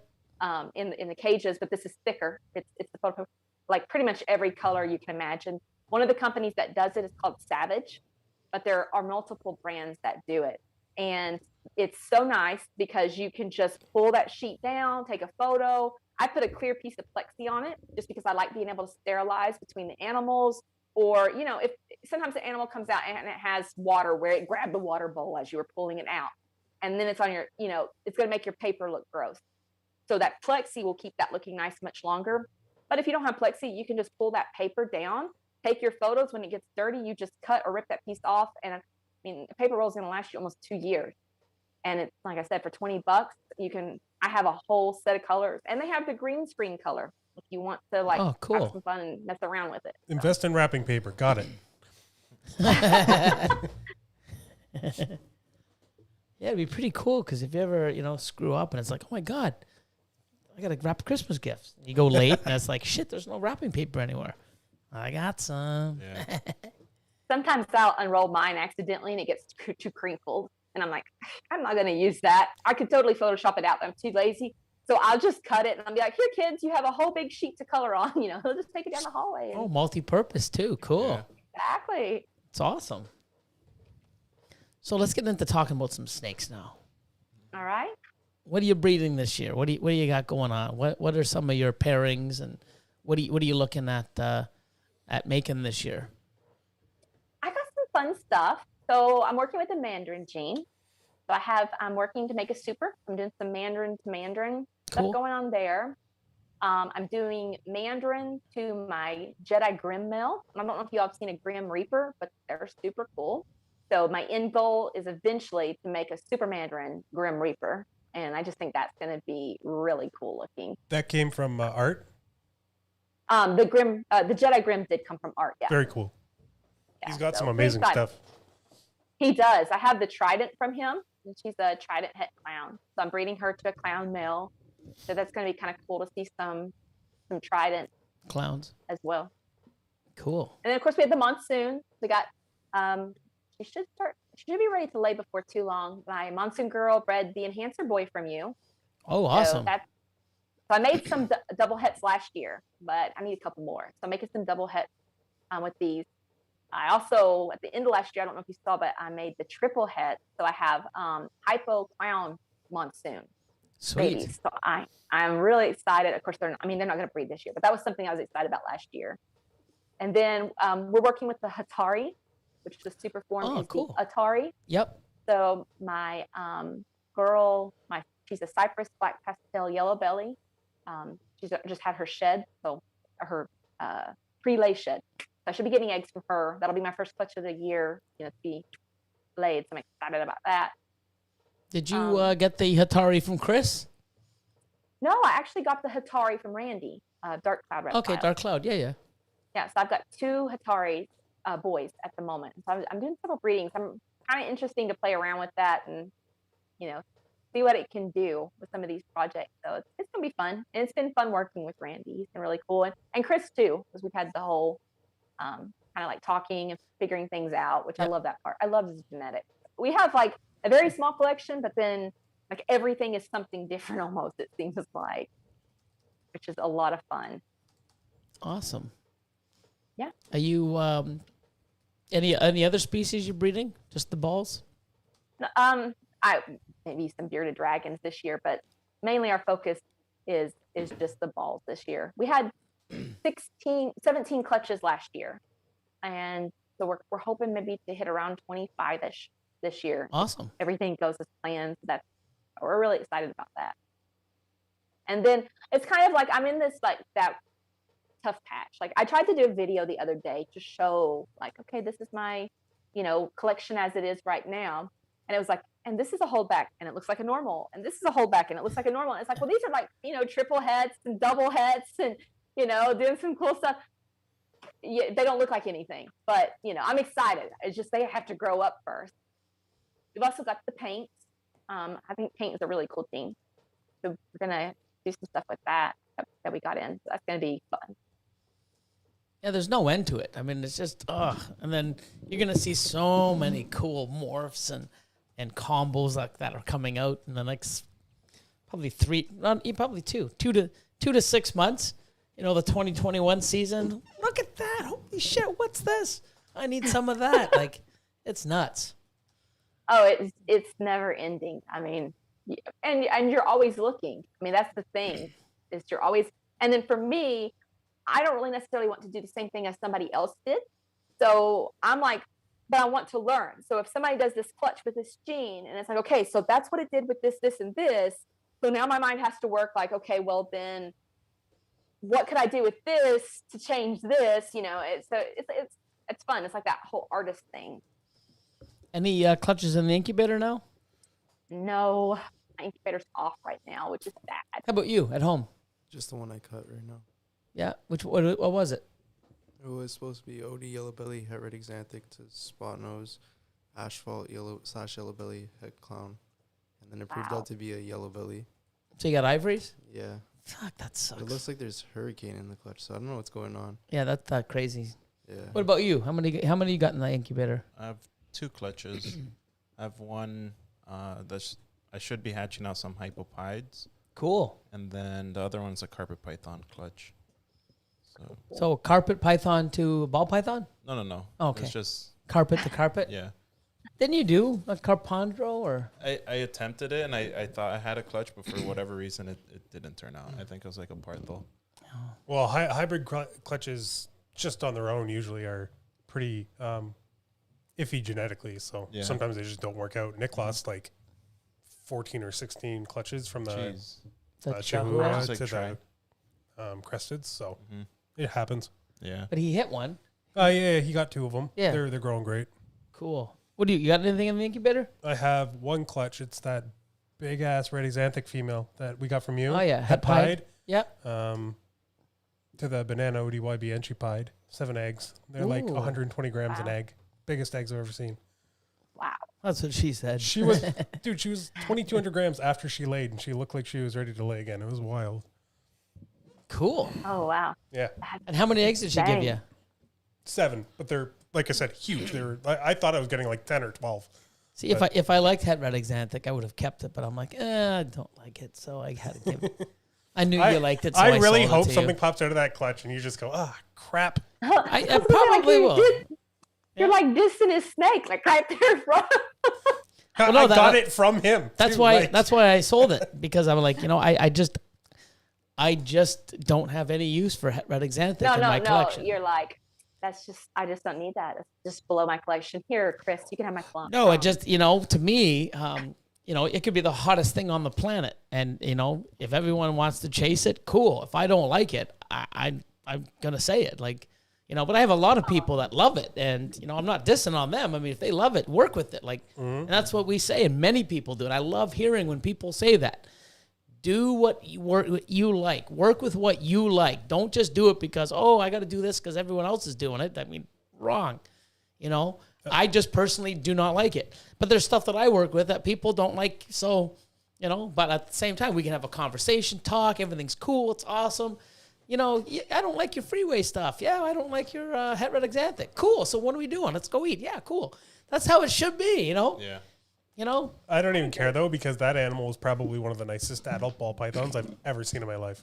It's wow. Okay. You got 7 eggs. Okay, enough. Fuck. Now I'm selling the damn thing. God damn it. Jesus. You got to him. Woohoo! Yeah. That's the whole point of all of Does this. it eat frozen? Of course. What's that? Does it eat frozen? It'll eat anything. Oh, jeez. But Just rub it in. Rub it in. no, I mean that's the thing is I'm not going to sit there and say, I don't want to. I know they're really big into this gene. I gotta watch what I say. If I don't like it, I'm going to tell you. I'm allowed not to like it. But you love it, then by all means love it. I mean that's the thing.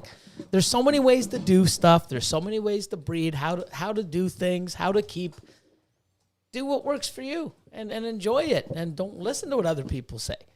But I'm not going to sit there and not like and like something just because I feel like I have to. That's just not me. So, Well, I agree. And for me, I know like a lot of other people have smaller programs too. Bin space is like, there's not that many of them. You've got to really be selective of what you keep back.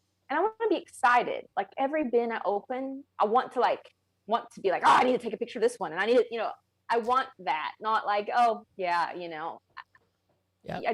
want to be excited about it. Otherwise it's another job, and you can't have that same level of passion that you're going to have if it's something that excites you and you want to look at. And I mean, I've got we sold almost everything from last season, but I got a couple that, I've got like a couple Mandarin, orange dream stuff hanging around, and then like a stranger, and I'm cool with it. Like I'm cleaning the bins and I'm like, you're just getting bigger and more beautiful, and I'm completely okay with still having you here. Did you get rid of all the Motley, or you weren't sure what was or wasn't Motley babies? Oh, Motley gives me a headache. Yep. Okay, so I only asked because I recently figured out how to tell. did you really? Yeah. Okay, I think I actually just sold the male today. But the breeder male? Yeah, I do have one. I did have one holdback because it has some other genes involved. So Motley's kind of like the add-on on that one. For me, talking to so many people that had worked with the Motley, there were 2 to maybe 3 genes involved. And depending on how many of those genes you hit is how incredible that snake was. And for me, I have like several different projects going on, and I guess maybe I'm impatient, or I wanted that a little bit more consistency of like, okay, I have an idea of what's going to come out of the egg, not like, wait a minute, now what happened? Well, the other issue I think you might have run into is your male was a Motley blade, right? Yeah, because I feel like the blade actually pulls a ton away in the hets that you'd need to look for in the Motleys, the non-visual clowns.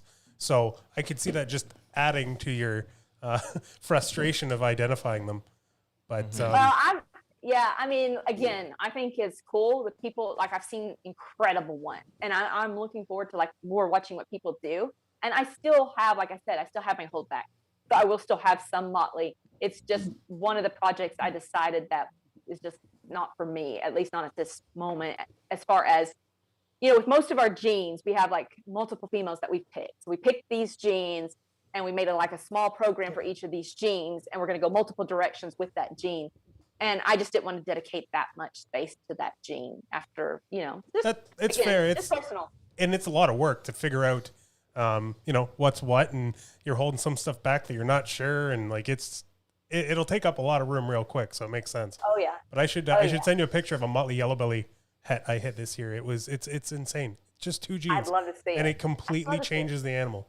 So yeah, that's interesting. I just want to know if you kept any of them. Your competition's here, Brittney. Oh, who's that? Antoine Hood. Oh. High desert pythons. And I don't know why it's my competition. I'm pretty sure we're new BFF. Well, no. You know why? It's because I guess he's the self-proclaimed. And I got to give him major credit. Dad joke king. No, wait. No. Yeah. That's not gonna fly. No. I know. You're up there too. It'd be one hell of a battle. But I mean, my man Antoine, he's got some doozies, man. He's we got to have sort of like a competition. Okay, go, and then it's almost like, remember that show, The Mom, the joke. You ever see that? It was on MTV. The mom jokes. They have like competitions.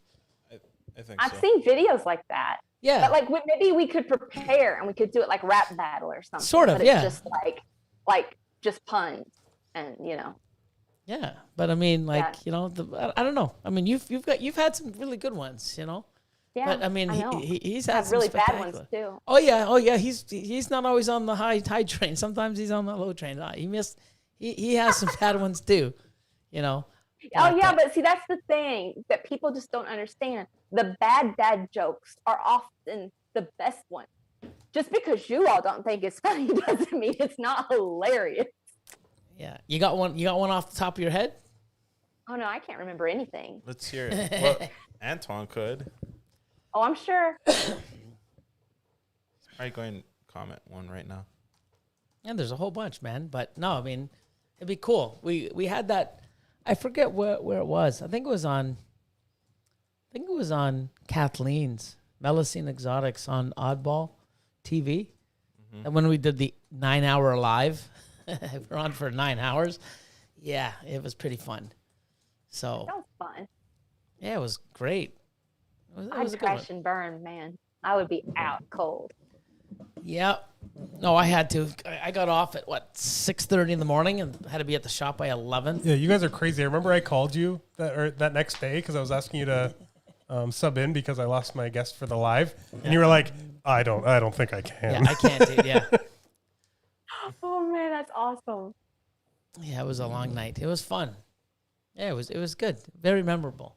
I'm still waiting for Kathleen to upload the rest of that because she uploaded the beginning of it, like re-uploaded it.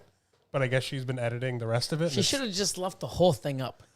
Not that everybody wants to watch 9 hours of us just being ridiculous, but it was funny. We had a good time. You know, Sounds fun. so- I'm just grandma. Like I came, I saw, and I left early. I mean, that's like my motto. What?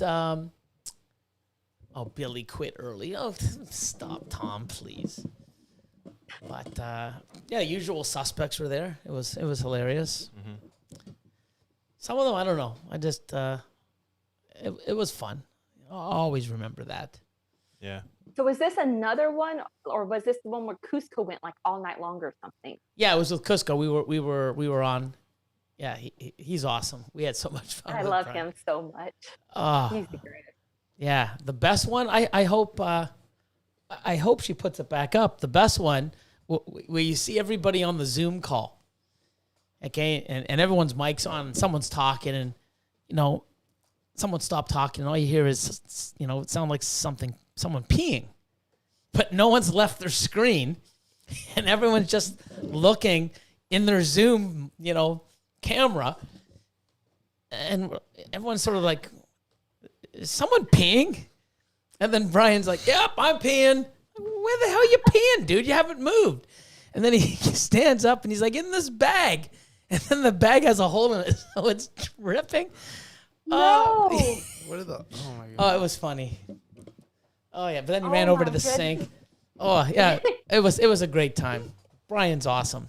That was such a good night. Remember that one, Chad? It was funny. It was Zach. Zach was on there. Nava Reptiles. He was on. Who else popped by? Andrew from Redwood Reptiles. Richie's Recessives, Atypical, Origins, Kathleen, of course. Oh, and poor Kathleen.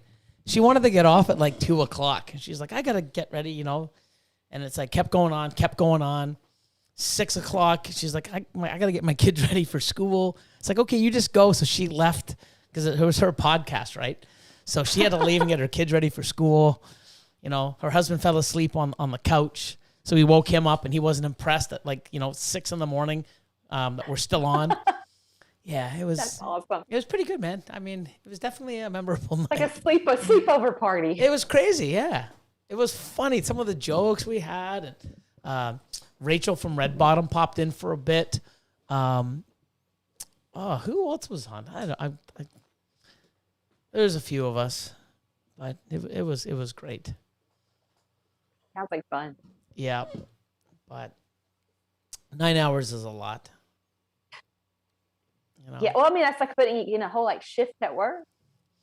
Yeah, it's like a work shift. That's right. Yeah. Oh yeah, Andrew just said, yeah, Zach changed into his jams. That was hilarious.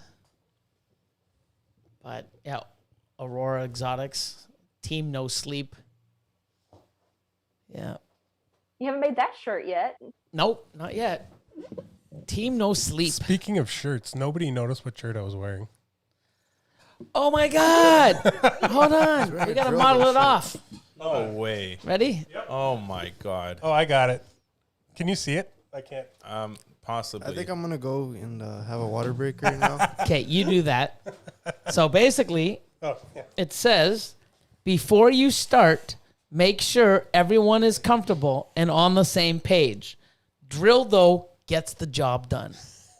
Oh man. And that's that. Yeah, that was made from my man Samson. Yep. And here he is, right here. Just one more exotics. Jeez. I Thanks, love man. that name. Yeah, he had to make. It was perfect. It made Austin uncomfortable. Yeah, he had to do that custom shirt for Chris. Andrew, Really appreciate it. from Redwood is Exotics. My God, if I say that again, what the hell? What? Redwood. What? Reptiles. Oh. I keep saying exotics. Like, what the? Redwood reptile. I don't know what's going on, man. I mean, I know I have to get glasses because when I start looking, I guess that was that nearsighted. It gets blurry. So, but I'm screwing up when I'm reading. I'm like, I see redwood reptiles, but I don't see I don't say reptiles. I say exotics. So, anyways, Andrew from Redwood Reptiles LLC says, shout out to Zach's Jam Jams. That was what an awesome night. That was so funny. The beginning of that was really good too. Her interview with you before it came into a shit show. Yeah, I wasn't gonna say it, but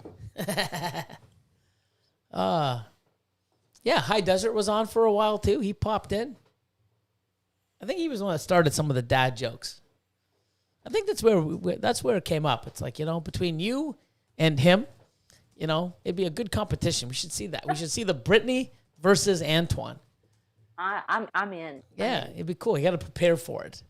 Yeah, the battle. Ready. Well, see, okay, so this is like, I don't know why my brain does this, but I literally cannot remember jokes. And I'm not exaggerating. I literally cannot remember a joke. So Johnny has been telling me the same jokes for 15 years. And I will remember as soon as he starts, and he's like, there was a man that had a horse and his wife was in the carriage. And I'm like, I know this joke. But for the life of me, I cannot remember the punchline. So he tells it, and I have to laugh again because I don't remember, but it's like the same joke over. And he keeps testing me, thinking that at some point, and it's like, for some reason, that is the input my brain cannot do. And it's like, I can do puns, but jokes like that, my brain's too slow. It just like, no, you don't need that. You don't need a sense of humor. Crazy. Yeah, I want to see that. But some of the ones that I see that you post on Facebook, I'm just like, but I got to give it a like, because it's but you're right. It's much more appreciative. Even the bad ones, you got to sort of, they're just like, but you got to give it a thumbs up, My family is just wishing Facebook didn't encourage it. I've been doing this to them for years. Like, I'll come up with a pun, and I think I'm really funny. So I call them real quick before I forget it. And I'm laughing like a hyena because I think it's so funny. And they're like, no, Brittney, it's really not. But now that I got Facebook people respond. And I'm like, no, they said I was funny. And I'm like, no. Antoine, I think he's still in there. Let me see. Yeah, he's in there.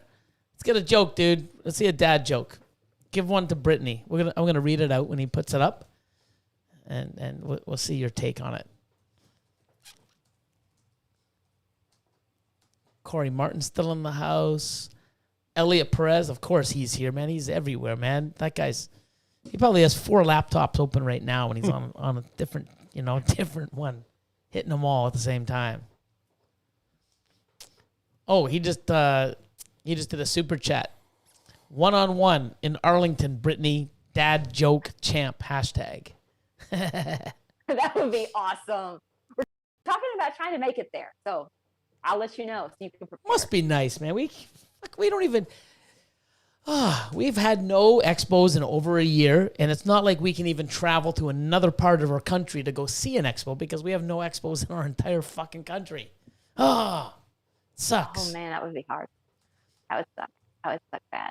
Here we go. We're traveling. We're going on vacation the first part of April. So I'd get back, and then I'd have like 10 days before I would need to fly back out. So I'm trying to figure out if I can like swing it with all the animals.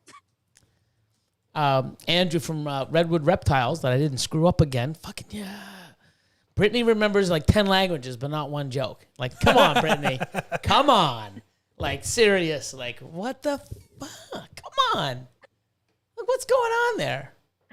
I told you, it's like a disconnect. There's literally, I think, something wrong with the brain. Like, it gets to that punchline and then it's gone. And I'm like, I could have used that later, but no. Oh, Corey Martin's vending. Oh, vending this weekend. Is Arlington this weekend? I have no idea. I've stopped paying attention because... Yeah, because it just sucks because it's just fucking... people going away. You see Bob Vu.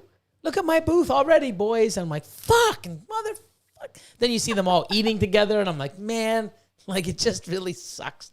We can't travel. We don't have expos. It's Man, it's brutal. We just had today, actually, where 10 people can be, well, I think it's 25% capacity. Mm-hmm. So just opened today. So restaurants, 110 days without being open, just opened up. Wow. Yeah. So Crazy. it's crazy. Yeah. So, I mean, it sucks. We can't do anything. But because I follow Bob, and every time, Bob Vu posts, hey, I'm at this expo. Hey, then you see them hanging out and see them doing this and see them eating. It's just so depressing. It's like, fuck. Oh. I was so disappointed about Finley last year. I mean, 'cause I was so psyched. I was so excited about that. And then it got canceled. And then it got canceled. And then it got canceled. So was this guy. He drove all the way down there. Oh, I didn't make it to the border. Oh, I thought that. No, I didn't get there, thankfully. Oh, I thought you were one of the ones. I know Will did. No, Will did. No, because we were worried that they were going to close the border down. We were like, last thing I need is being stuck in another country for God knows how. And at the time, we had no idea it was going to be this long, but, yeah, that was heartbreaking. Crazy. It's hard. I mean, the whole thing is hard. And, like here, we're not under a mask mandate, but a lot of people do wear the mask. And I'm a homebody. Like, I'm fine being an introvert and staying home for the most part. But you do, when you go out, it's amazing how much we look as humans. We look for those interactions and those facial cues. You don't know if a person is smiling at you or not. You can't tell. Like, I mean, like you can squint at their eyes, but are their eyes angry or happy eyes, And I think we're losing, as a culture, technology has already taken away a lot of that social interaction. And I think not being able to see people's faces and people distancing is taking even more away. I mean, it's not a surprise that suicide rates are, ridiculous and stuff right now. Yeah, it is nuts. It's the whole world is fucked up. It's crazy. I mean, I don't know how if we can get back to 70% of what, we used to remember as life, I'd be happy, I just want one show. It's been over a year now. Just one. Is that too much to ask? Yeah. I didn't realize how much I look forward to them until I didn't have them to look forward to. Yeah. Ugh. Yeah. Well, if we don't have one another couple months, and I mean, I'm allowed to, I can do that. The outdoor one again? Well, I can do it indoor now. I have space. Oh, shit, yeah. So I can actually hold my own expo in my facility. So cool. Yeah, now people can come by. We can do pretty something cool. I mean, I've been not around long enough that it'll be neat. It'll be a surprise for me too. It'll be like, oh, you have this? Yeah, but people would come by and hang out. I think that's what it is. Is a lot of people go to expos to support their vendors or people that they buy from, look around. A lot of people just go to get out. Like they're going to buy anything, but they usually leave with something anyways. I just came to say hi and just look around, but you're always leave with something. It's just that's how our hobby works. We're all a bunch of addicts, and you just can't say no. Nope. But people just come hang out. Hey, what's going on? I mean, that social interaction in person is huge, and I think that's what. I mean, my sales are still good, online. It's just meeting people and interacting. I mean, I think that's what I miss. I don't miss the sales because I'm still having sales. It's the interaction. Hey, Billy. Hey, how are you? And just talking and seeing people. Go up in the comments, please. Uh-oh, that sigh was kind of No, it was a good sigh. Keep going. It's actually the next comment. There you go. You're on it. Okay, so Antoine, my man, my yellow belly female fell out of my car and onto the freeway. Don't blame me. It was her dumb asphalt. It was her dumb asphalt. See, I have to say it the American way. That is the correct way. What are you talking about? Just because that's how Americans say it doesn't mean it's the correct way. I Googled it, okay? And it says that actually England, Canada, and the U.S. all say completely different. Correct. Asphalt. Asphalt. But for his, it's asphalt. Ready? So my yellow belly fell out of my car onto the freeway. Don't blame me. It was her dumb asphalt. That's amazing. Yeah, See? that's pretty funny. Antoine, man. man. On the spot. No, the best one was What was the one? Antoine, what's the one about the hurricane? Hurricane ain't shit but blitz and tricks. Yeah, hurricane ain't shit but blitz and tricks. Or whatever. Yeah. Oh, burn. Yeah, that was a pretty good one. That was the best. Oh my God. Wow. Oh, man. That's awesome. Ash. Yeah, it is what it is. I don't know. I've just been saying it for my whole life. Asphalt. You know? No, it's asphalt. No, it's asphalt. Asphalt sounds wrong. I'm sorry. It just doesn't sound right. Asphalt? Asphalt sounds right. Asphalt sounds like. Yeah, but if you say Asphalt sounds like you. I don't know. But where do you put the P? If you say asphalt, like where did the P go? I don't know. It's silent. Hey, who knows? That's funny. What was that one again, Antoine? What's the Jamaican one again? Oh man, he's got so many good ones. Oh, some of them are hilarious. Like, yeah, we got to do that. We got to do the mum. Jesus, the dad joke battle. That would be funny. Let's see if he's gonna put it up. Let's put it up, Antoine. Let's do it. It's like everybody's waiting for a joke. Yeah, we're sitting here like the worst part is that the chat's delayed from like the live video, so we're gonna be waiting like a minute. Yeah. So what's a breeding though that you're really excited about, Billy? Oh, here's one. Mad Wolf. My wife ordered a snake online, but all she got was an empty box. Looks like those boa cons tricked her. That one's good. Okay, yeah. So, here we go. I remember this one now. I asked my Jamaican friend when he was going to get into a recessive project. And he said, monsoon. I probably screwed that up. Yeah. It's like, white guy trying to say Jamaican stuff, like, But hey, it's funny. That's funny though. He said, I'll give it. He said monsoon. It's pretty good, man. He has tons of these, man. They're hilarious. That's great. And sometimes you read them, you don't even know what's coming. You're just like, oh, I had blah, blah, blah, blah, blah. Oh my God, really? You just walk right into it. Actually, I pretty much run into them, but it's hilarious. So, wow. But, sorry, your question before I rudely interrupted? you were focused on the joke. I was asking like what's a breeding that you're doing that you're really excited about this year? Monsoon pieds. Monsoon pied combos. So, that's one. Enhancer clown combos. So I've got a few enhancer clown combos on the way.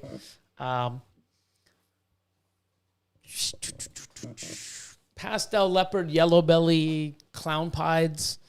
Wow. A lot of double recessive stuff.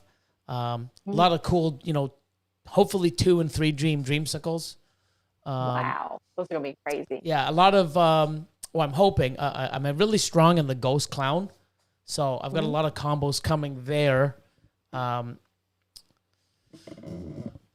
Super asphalt combos. I'm really interested in seeing a lot of cryptic without the krypton, without the het or anything clown. I've got I picked up a pastel yellow belly cryptic desert ghost from Jeremy at Fireball. That thing's crazy. Yeah, it's just nuts. It's one of my favorites. God. And I got him breeding to my leopard desert ghost het cryptic. Oh, wow. So everything's going to be DG cryptic or DG het cryptic. And then I've got pastel yellow belly and leopard at play as well. So wow. I think it'd be really cool. Clutch. Yeah. And then monsoon stuff. Hoping to prove some more stuff out. I got a lot of little cool projects on the go that I'm interested in. I'm just trying to think. I don't know. I got so many cool pairings that most of it's for stuff that I need more of for the future. But I don't think. No, I don't have a shot because my female isn't ready. She might be. I might have some enhancer pieds later this year. If my female, does what she's supposed to do. Let's see. I don't know. I got so much. It's like, It's hard. Like when you like start thinking and then it's like, oh, well, there's this. And yeah, no, I'm trying to make a lot of stuff too. So I'm trying to make stuff for the future, like keep pushing like the Dreamsicle project, Ghost Clown, Ghost Pied. So I'm hopefully hitting some like Orange Dream, Yellow Belly Enchi Ghost Pieds. wow. Next year I should be able to hit hopefully Super Orange Dream, Super Enchi Ghost Pieds, and possible Yellow Belly in there too. So just keep animals that I enjoy and I like, and keep pushing it to another level. So I've got a bunch of triple visual males that, just putting into different combos, making visual double hets.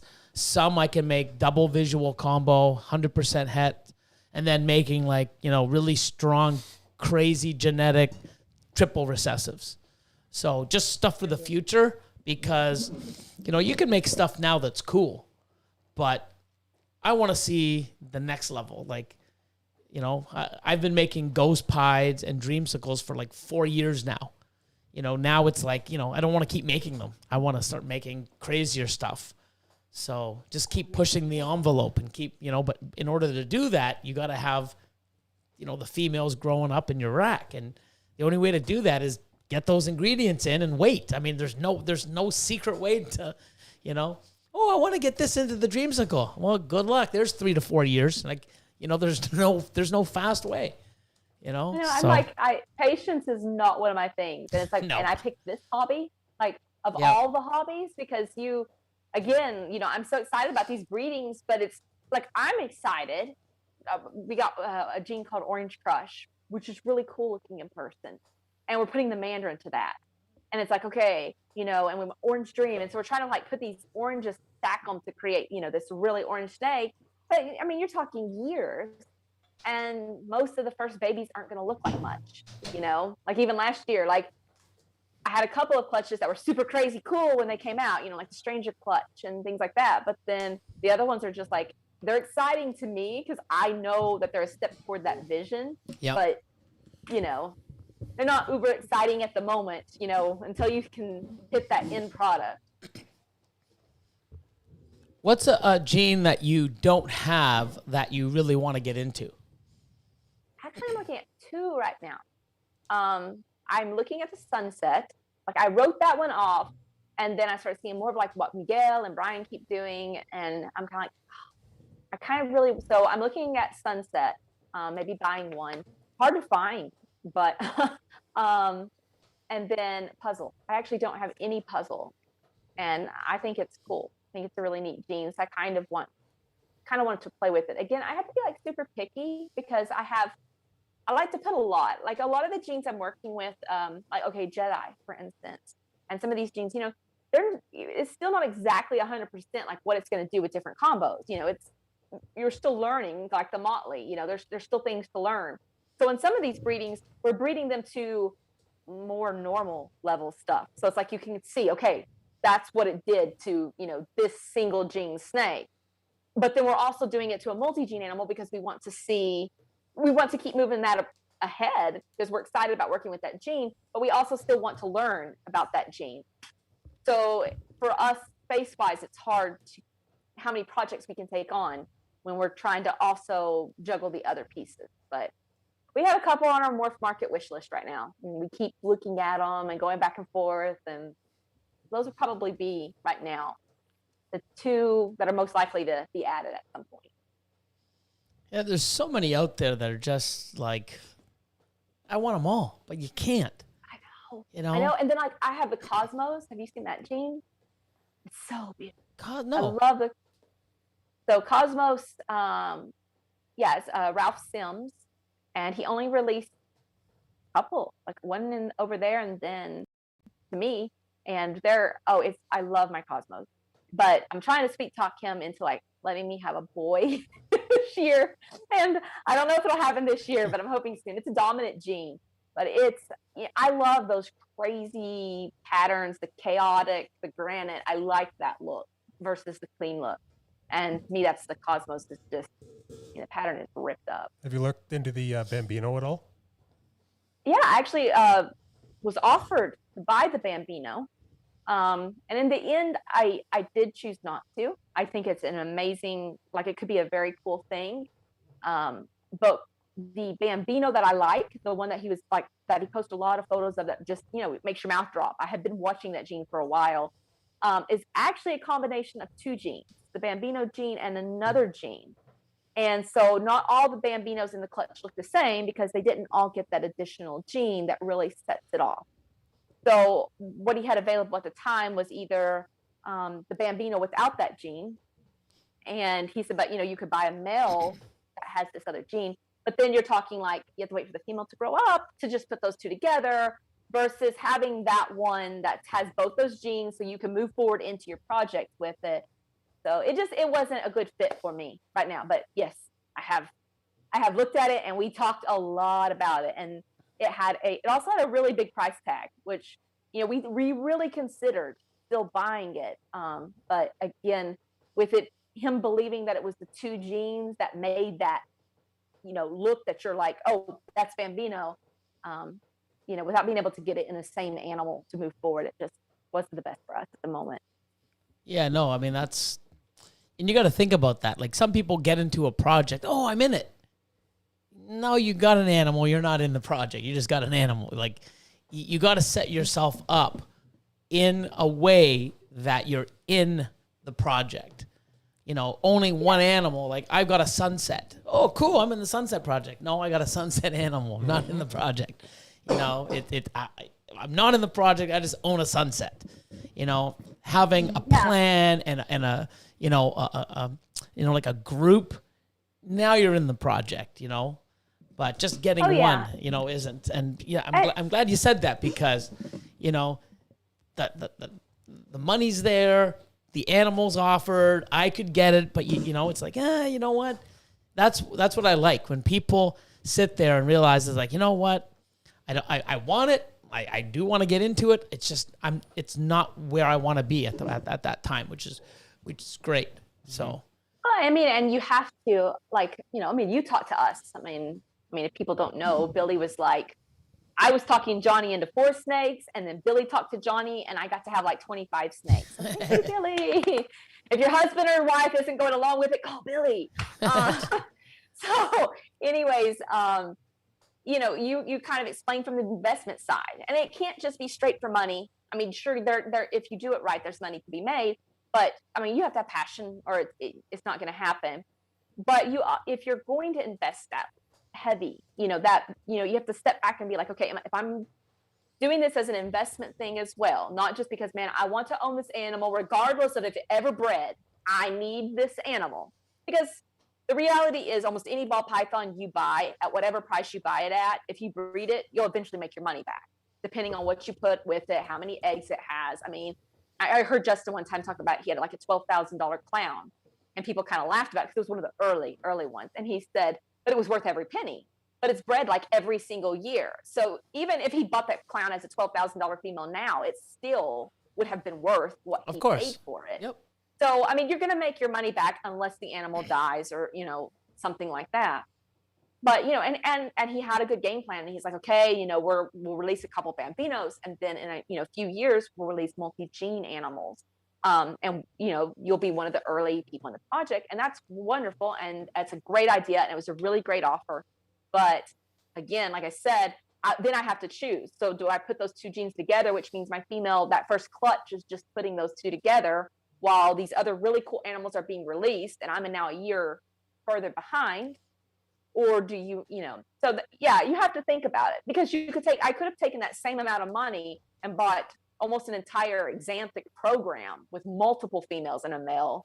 And, immediately you're going to sell exanthic clowns. You're going to sell them like that. If you're just looking at it from the money standpoint, you can get a much quicker return on your investment, going with something solid like that. So yeah, I mean, there's a lot of things that you really have to weigh when you're doing it. Yep. I've even tried to talk you out of some of your investments, and you didn't listen to me. No, I didn't. Ah. Justin has too. Chris was giving me a hard time the other day because I had a clutch. And okay, this is going to sound stupid, but okay, so as a relatively new breeder, I still don't know completely what the, Justin calls it like within the margins of normal, or within the, realm of normal, like, because a normal ball python can look very different from normal to normal to normal. They don't all polymorphism, right? So that's kind of the thing he told me. So I'm still trying to learn typically what a normal ball python would look like, because most of my animals are multi-gene animals.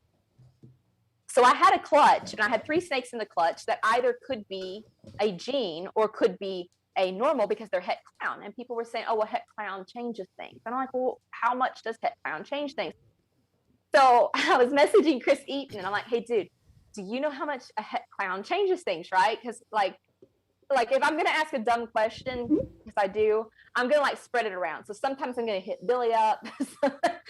I try not to abuse any one person here, So I'm like, Chris, and he's like, okay, so he explains what he knows about how much a het clown changes it, and blah blah blah.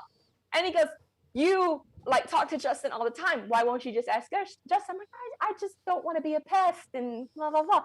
So then he asked me again later. He's like, you were just at Justin's. Just send him the pictures. He'll look at them and he'll answer you. And I'm like, okay, dude, here's the truth.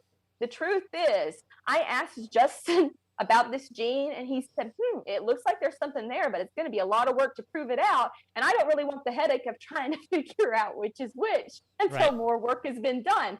I can't ask Justin after I ignored his advice and went and bought the snake to now help me ID my headache.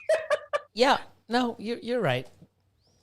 Oh, but it's weird because, when you ask Chris, I thought, Chris Eaton, right?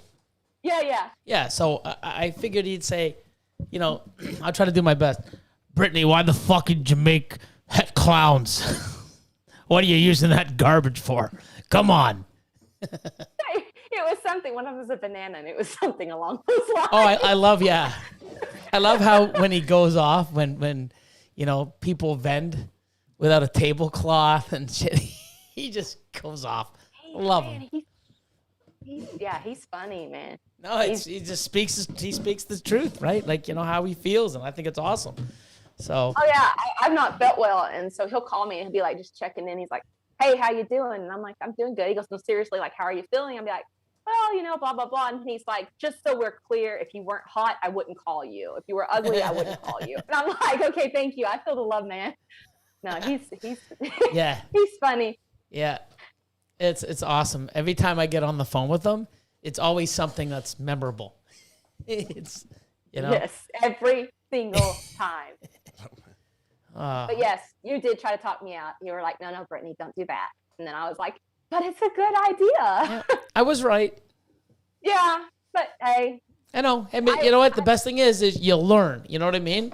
And like I said, I just try to give advice, or I pretty much try to give advice with what I know, or with a feeling. And if I would do it, then I would recommend somebody else to do it. But I give you why I would do it, and I try to explain it. And I want people to make their own decisions. I mean, that's what it's about. I don't want them just listening to what Billy told me to get this. Well, why? I don't know, but Billy told me to. I fucking never want that.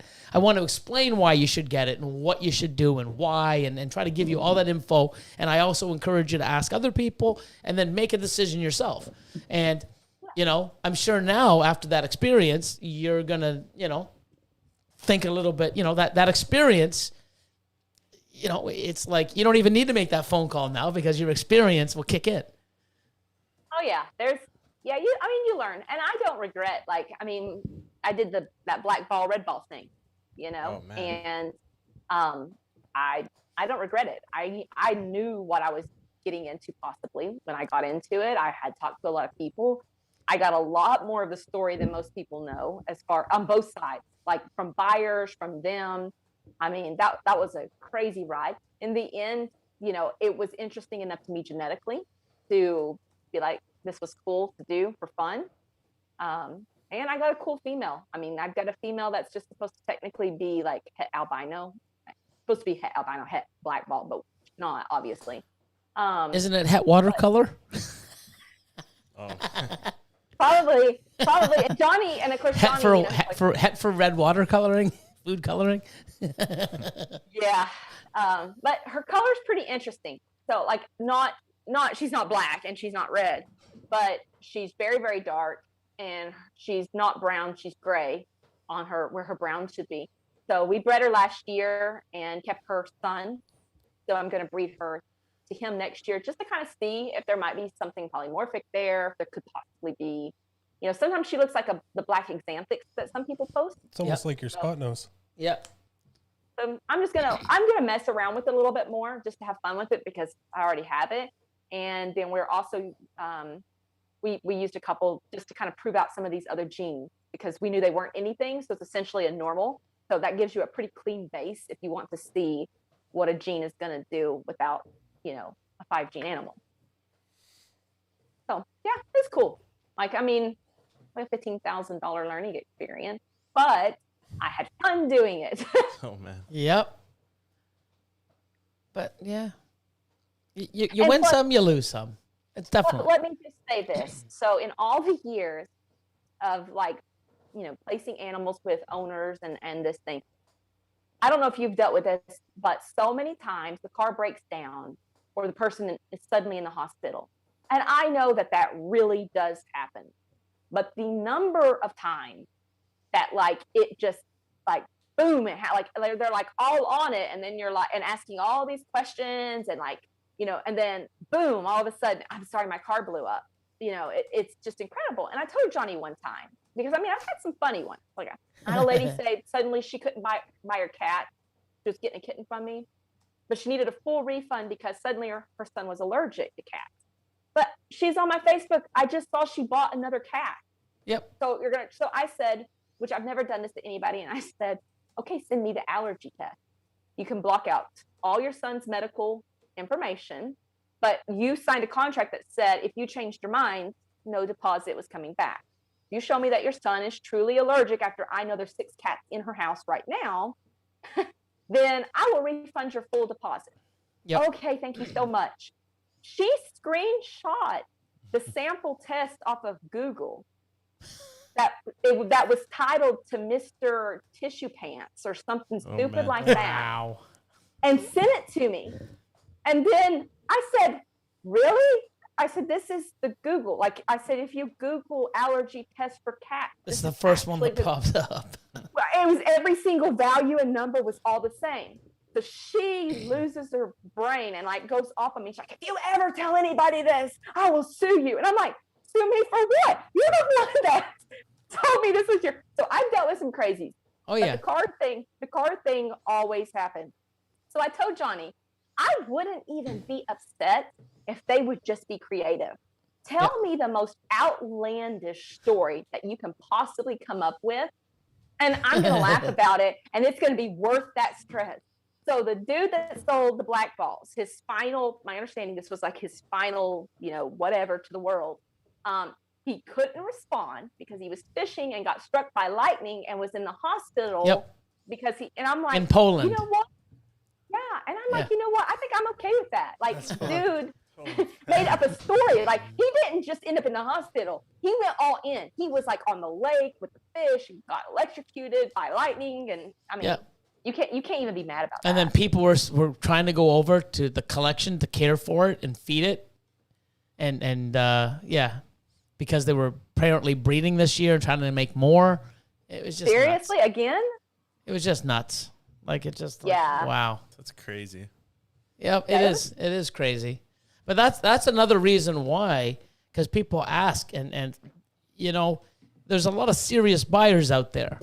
But when people message you, we don't know if you're a serious buyer or you're what we call a tire kicker. Mm-hmm. And hey, I'm interested in this animal, and I'm like, okay, if they ask for payment plans or stuff like that, yes, we in order to hold an animal, we require 25% non-refundable deposit. Right. And the thing is when they see that and they ghost you, it wasn't a sale. But the reason why we do that is over the years, people will buy an animal and then they're like, oh, and you feel bad. It's like, oh yeah, something came up or my son did. And you feel bad and you give them all the money back. Meanwhile, you've lost out on sales and stuff like this. You could have sold it. And then you reach out to those other people. It's like, hey, yeah, the animal's now available. Oh, I went and bought something else, because we don't wait. You know what I mean? Like, if I'm buying something and you don't have it, I'm buying it somewhere else. That's just how this industry works, you know? And I feel you, because I'm the same way. Because if you wait on the other one, waiting, you know, if there's one available, and you're like, no, maybe this one that's sold might become available again. First of all, you're an idiot. Like, it's never going to happen. Don't do that. But you see them, you give them their money back. You feel bad for them. Oh, okay, cool. And then they're buying another fucking animal and posting it on Facebook. What the fuck? Like, really? Are you talking about something very specific right now? Because I feel like no. Okay. No, that's just one. Yeah, remember that one? Oh my God. Like, remember that one. Really? Yeah. Well, there's so many, but yeah, there's one individual. Yeah, I've had three people message me for kittens and then tell me some crazy story. Like, they're on the list, they gave the deposit and everything. And then, like, one was allergic. One said that they were, I forget, it was something like, oh, they just didn't have space for a kitten or something. But, like, they added me on Facebook. So, like, really, if you're going to lie, do it well. Because don't tell me that your cat is old and you've decided not to take a kitten into your home until it dies. But the same day you send me that message, you're posting saying, look at the kitten my mom just bought us as a surprise for our wedding. And, you know, like, don't do that. Like, just hide the post or unfriend me before you, like, straight up lie. But again, yeah, you've turned buyers away. And, you know, me and Johnny get on track, like, okay, we want sunset. We're going to be looking hard. And if one gets sold or, you know, oh, it's not available or whatever, we're going to move on. Or we're going to be like, okay, you know, we really want that female growing up. So we're going to either find something else and rework our plan, or we're going to purchase another animal. You know, I mean, so you lose sales. And then for people that don't know, if you're working with mammals, the other problem is if you decide to flake when the animal is 7 or 8 weeks old, that means that the next owner has to magically come up with that full adoption fee on the spot like that. And most people do like to be able to make payments over that 3 months until the animal can go home. Or they want to be able to watch it from when it's born and see it grow up. So, you know, being flaking like that it makes things hard. I mean, no, definitely. It's what we deal with. And it's disappointing because I know, Billy, you spend like a lot of time with your buyers and stuff. And I like to do that too. And it makes it hard because you really want to spend time with the people that are like valuing your time and, you know, want to learn and talk and, you know, work with you. And there's just not enough hours or minutes in the day to do that with every single person. So it's kind of disappointing when someone's just messing with you. And yeah, I mean, I've had that, and that's one of the reasons, you know, like I wanted to do the Patreon also because I would spend, and you pick and choose. So you get somebody that calls you up and, oh man, this person's exciting. And you know, you sort of feel the spark. Like, I know that. I mean, I'm like that all the time. So it's like, oh, they're excited, and you start showing them stuff and, hey, what do you think about this? And then, you know, the next time they call you, they're doing some research because it's like, well, I was thinking about this and I did this. So he's like, okay, this person's out. This person's serious. You know, let me spend some time with them. But when you're spending time with that person, there's 4 or 5 other people that you could be spending, but you just pick that one person. And the one that really bothered me, I over about 30 days, you know, started buying stuff, grabbed some animals from me. I linked them up with some other people. Go. Spent so much time. Hey, what do you think of this? What about this buyer? What do you think I should do here? I'm investing this. Cool. Spent probably 20 or 30 hours in about 30 days talking with this guy. Some of the conversations were a couple hours, but so much time. Okay. Meanwhile, that time could have went to other people, which it didn't. And then I haven't heard from him in like 2-3 weeks where I'm talking to him almost every other day. And I'm like, what the fuck? So, hey man, what's going on? Like, yeah, it's not for me. I just sold everything. No way. Yeah. And I'm like, what do you mean you just sold everything? What happened? He goes, What? Yeah. So all that time I'm like, and I just felt like, what the fuck? So you use my time. Yeah. He spent bought some animals from me, but the amount of time I gave you and spent with you and try to teach you and guided you the right way. And it's like I have to call you. So when you call me, I'm always here. I'm helping you and trying. And then all of a sudden, I don't hear from you. So I reach out and like, hey man, what's going, like something's wrong, man. Like, you okay? What's going on? Yeah. You can't even have the decency to call me to say, hey man, it's not for me. Or like just ghost me. And the worst part is the 4 or 5 or 6 other people that I could have spent time with, I could have given them advice and they'd probably still be around and enjoying it. And God forbid that they made bad choices or mistakes because I wasn't there to guide them. And it's not like I can teach everybody, but if I can, I can point them out to doing something the right way. And people are making mistakes and maybe they want to get into this industry, but they make mistakes or get taken advantage of. And now they're just gone because they're just unhappy with their purchase or someone screwed them over or, something. But then this guy here, it really frustrated me. It's like, what the fuck? So what, like people don't realize my time's important. Like I don't have a life, this is my life, but you're spending my life, what I love to do. And you're just taking advantage and pissing all over my time when I could be giving that to other people that respect it. And that really pissed me off.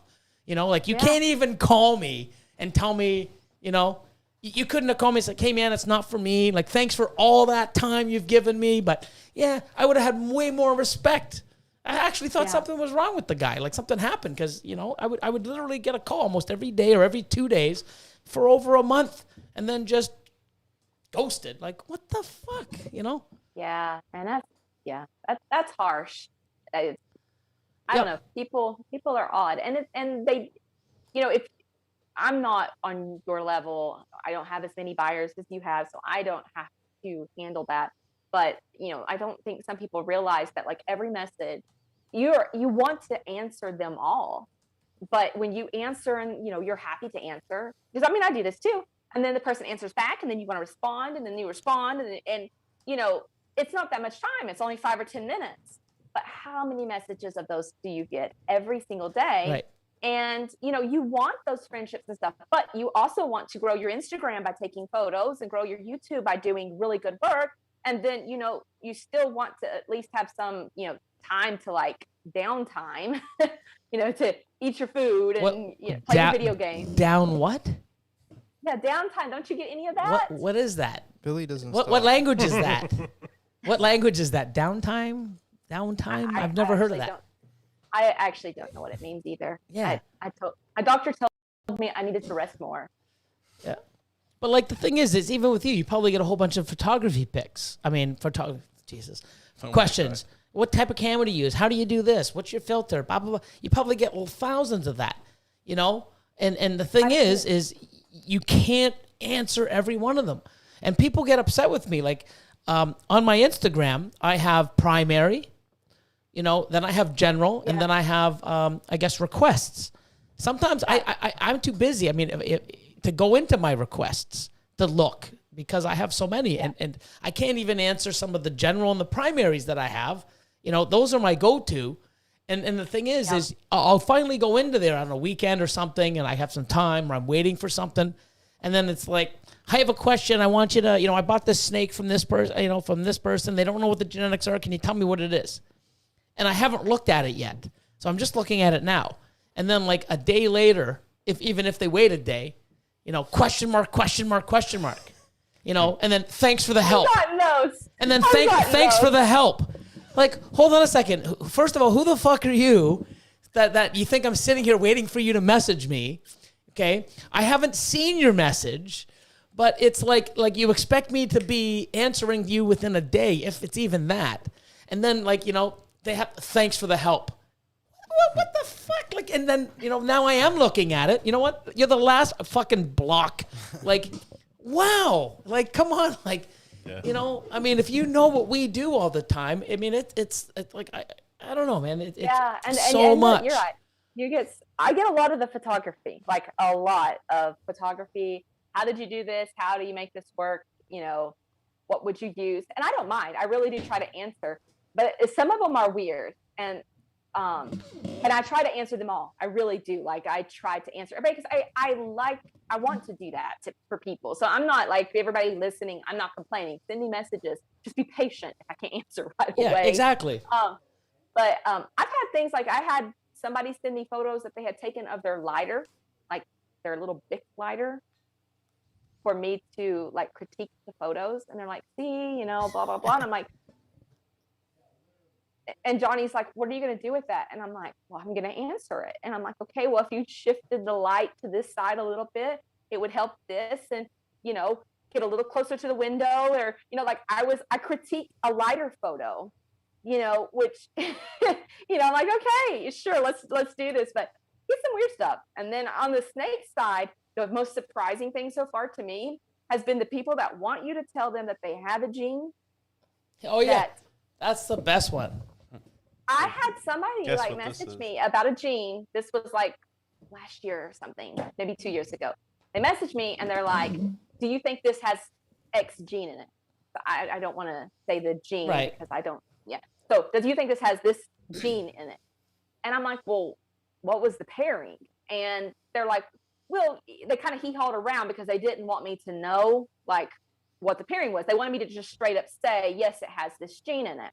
And this is like at the time, like a $5,000 gene, right? And I'm like, well, what was the pairing? Blah, blah, blah, blah, blah. Like he just kept going around. Finally, I'm like, okay, to be honest, no. I don't see any of the markers of this gene. So I don't know what the parents are, but I really don't feel like it's that gene. Well, my friends told me that it was.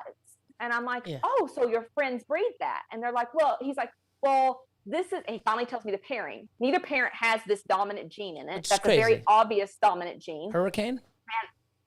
Not hurricane. And then he's like, okay, so neither parent has it. He's like, but my friends tell me, and you know, because you work with this gene, I figure you'll be able to tell me that it does have it. And I'm like, I can't say that. I don't see any of the markers. And I wasn't being facetious or anything. I looked. There were none of the markers that I was taught and had experienced with this gene. Dude was mad at me. Yeah. Oh, yeah. I get it all the time. I mean, and I'm like, why did you message me then if you didn't want my actual opinion? And I think maybe he just wanted me to say it was so he could tell people, oh, well, Brittney Gobble works with the gene. And, all the time. Like, but it keeps happening. And I'm like. Oh, no. And it won't go away. It won't go away. You know what the crazy part is? Hi, can you ID this animal? What was the pairing? Don't know. You know, did you make it? Or like, you know, no, I picked it up off of a breeder. Well, then ask the breeder what the fucking pairing was. Oh, they don't have records. Well, then that's not a fucking breeder. That's an idiot. Okay, first of all. Right. Don't buy snakes from idiots. Please don't. Okay? And I'll just say it. You know what? I mean, yeah. So if you're going to go buy animals and not know what the fuck it is or the pairing and you're going to trust somebody, that's what you get. Okay? But, hi, you know, okay. You know, can you at least help me out, see what it is? Yeah, and I've actually had it. I might even have asked him. Yeah, it looks like a pastel butter Mojave yellow belly. It's amazing you can see that in a white snake. You know what I mean? What is it? Oh, sorry, wrong fucking genes. Jesus Christ. Oh man. Okay, so we'll do this. Pastel Enchi, lesser, but I know it was lesser and butter. So I said it was a pastel Enchi butter yellow belly. No, it's lesser. Okay, so hold on a second. Like they were testing you. So you told me no fucking no genetics, no pairing. Look at a snake. I can see the pastel. I can see the Enchi. I can see the lesser. I can see the yellow belly. Cool. Fucking jumped on me because oh no, you're an idiot. It's butter. Huh? Wow. I mean, you know what? You should be fucking amazed. I can look at a snake and pull all the fucking genes out. Sorry, it was butter or lesser.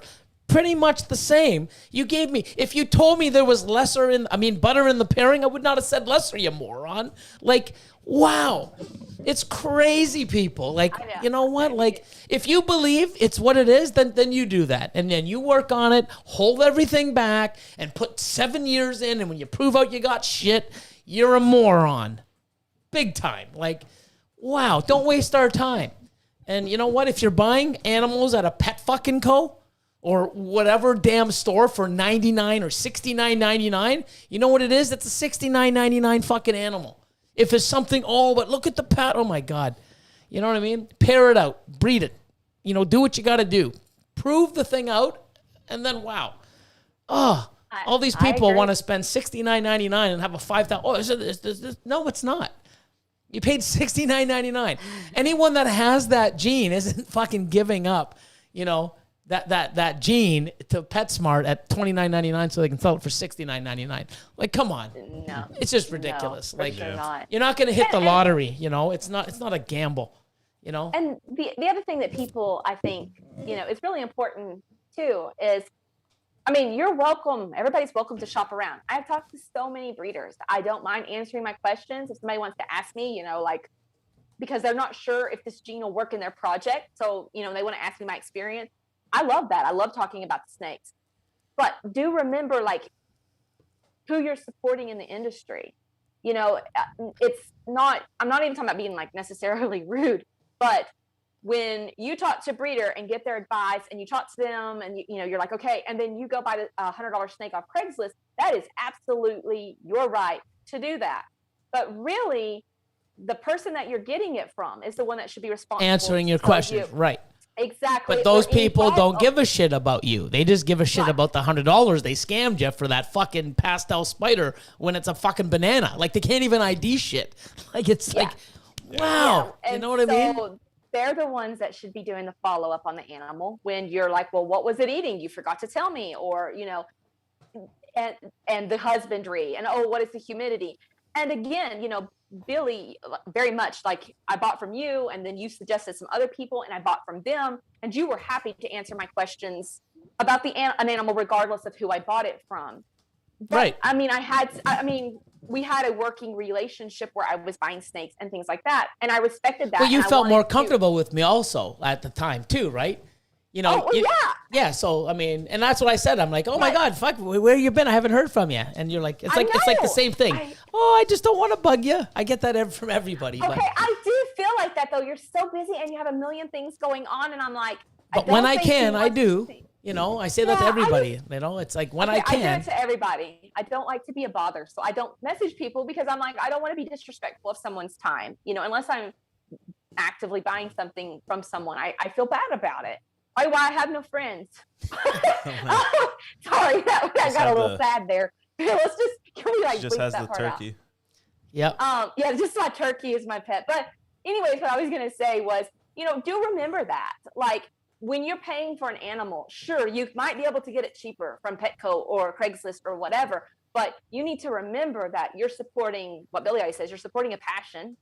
When you're buying from a breeder that loves their animal, they know the animal. They know whether it's been a tricky feeder that likes its food to come, you know, from a certain angle, or, you know, they know about that animal. They're going to care about the animal when you want to follow up with that animal. You know, if you have a question later, or you want to say, hey, what should I buy to breed it to? It's, you know, blah, blah, blah. When you buy an animal, think about being, you know, I don't want to say respectful, but choose. If you want to buy Craigslist, that's totally cool. Go for it. And then Google the hound out of it and ask some ball python friends, and maybe a breeder will still be very happy to help you. I mean, I've answered a lot of questions like that and I didn't mind, but I do appreciate it if someone, you know, wants to use your knowledge, you know, support that person. Correct. As well. Yeah. Got a couple super chats. Mr. Bergman. Hey, Bergman Reptile Ward. He's got one of my rainbow boas that I can't wait to get. Awesome. AMC gang, hope all is well. Can't wait till you're ready to ship. Yep. Hopefully, we're looking at second week of April. So, and we got a no saying, but $20 super chat from Ricky Cunningham. Thank you very much. Let's see. Do we have any more? I think that's it. So another thing, you get a lot of questions, people asking you, because, especially when they can't get a hold of me because I'm busy, they start messaging Austin. It's like, oh my God. Actually even Chris has got it too. Like, it's like, is Billy mad at me? Like, what the fuck? Like, no, I haven't checked my phone. Like, it's not like I'm sitting here, guys, going, oh, I can't wait for someone. Please message me. Oh my God, I got a message. I messaged you though one time, and it was about some gene, and you were like, Austin will have the information. Send him the photos or something. And I hadn't messaged Austin, and I was like, because we ate dinner together and everything up there at CRBE. And so I opened the messenger, and I'm like, but I might be wasting his time. And I'm like, but Billy said to do it. I had to sit there and debate on whether to just like basically cold call Austin with some photos.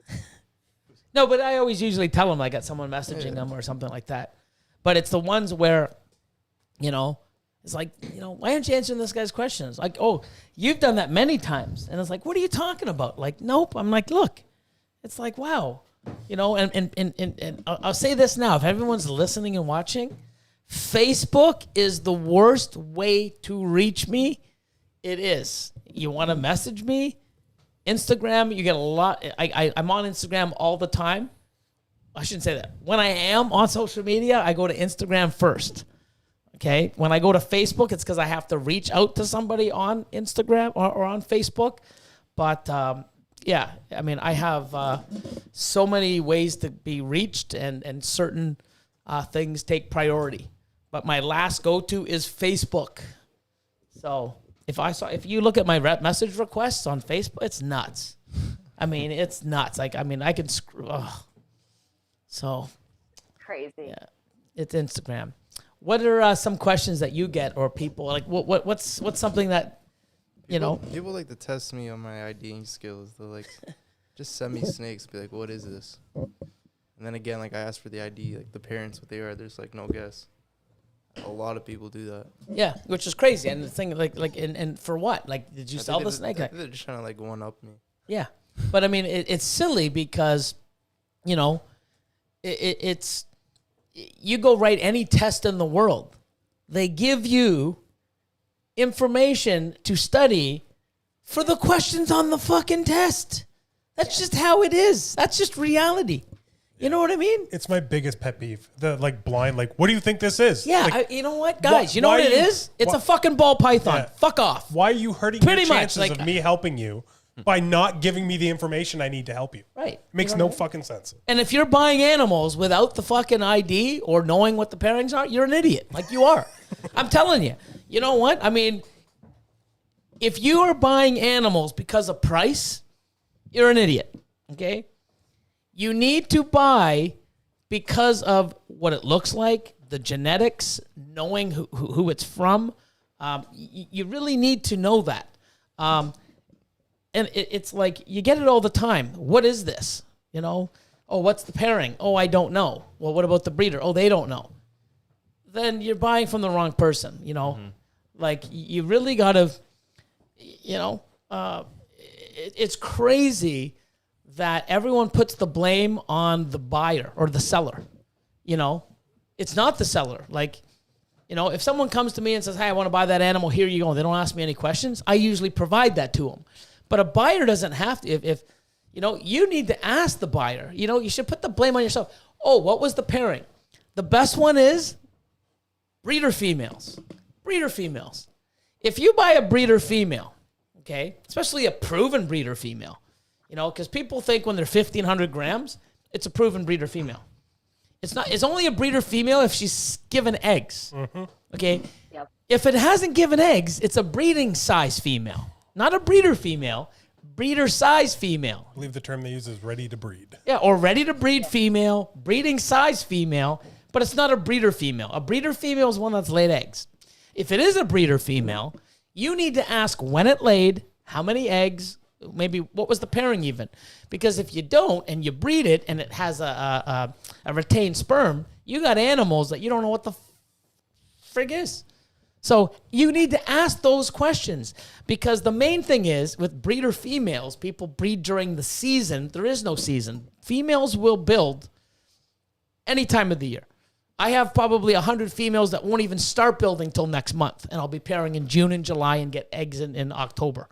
So if I have animals like, oh, Chris, you just had one that laid, right? 7 eggs. How much did she weigh after? 2,200 grams. Okay, so here's a good example. When did she lay? February 20th. February 20th. So what, 3 weeks ago? 2 weeks? Not even, yeah. So 2 weeks ago, Chris gets 2 more meals in that animal. And now it's 2,400 grams. He posts, proven breeder female, 2,400 grams, $1,000. Here's a picture of her on eggs. She gave me 7 eggs. He released that information. If you buy that animal and don't ask, oh, when did she lay? Because you're going to take this 2,400 gram animal, looks great, and you're probably going to take it home, and then a month from now, you're going to be pairing the fucking thing. Because it's a breeder female. I guarantee you can breed her for 5 months, and guess what? She won't even start building until 6 or 7 months. Guaranteed. Yep. You need to ask those questions. And usually when you see breeder females up, it's because they just laid and the person doesn't need them anymore. Correct. And the best part is they want to, like, pieds. Everyone wants pieds and clowns. They're $300 babies or $400 hatchlings, but I want a breeder. $1,500. Why so much? You're an idiot. You know what? Like, aren't they $300? Oh, if I could smack you through the phone, I would. You know? Well, and then the other thing, and this is really important, I think, too, for people, is the $100 animal. Oh, I got this really good deal on this $100, female or whatever, and I'm gonna raise them. Now, keep in mind though that it's gonna take the same amount of time if you bought an animal for $1,000 or an animal for $100. The same amount of time for them to reach breeding size. Same amount of food. Same amount of food, electricity, the same amount of cleaning up their poop, cleaning out their water bowls, all of that. It's all the same amount. Except now when they give you that clutch of eggs, you have what, $600 babies, or you have, hopefully, depending on what your breedings were, you might have $6,000 animals. So the same amount of work, but during that time. And then the other problem is you really need to make sure you trust your breeder on those animals, especially if you're getting a crazy good deal, because they say it's het this. Now, it's a het pied, it's a het desert ghost, and I got a killer deal on it, whatever. Now, you raise it for that 2-3 years for it to be breeding size, and you might not even prove it out the first time because, odds, you might just or at all. Look up. Or it may, that's what I was going to say, it may not have the genes at all. Now you've wasted all those years. But they saved $400. Wow, you saved $400, but you put 3 years in to get shit. Wow, you're stupid. And the breeder may not be breeding anymore. That's my new shirt. The breeder's going to say, you just didn't hit the odds this year, try again. Yeah. And basically they can keep giving you that every next year. 3 years. Yeah. Yeah. Well, I've heard of a story. It took 10 years one time. Like, you're an idiot. Everybody's heard somebody tell that story. That's my new shirt. MC, you're an idiot. # you're an idiot. I'm gonna get one. Like, my God. Yeah, you know what it is? It's just there's no quick way. You're not gonna buy $100 animal and turn it into $10,000 because it has a magical gene. It's just, if it does, it's rare as hell. You know what I mean?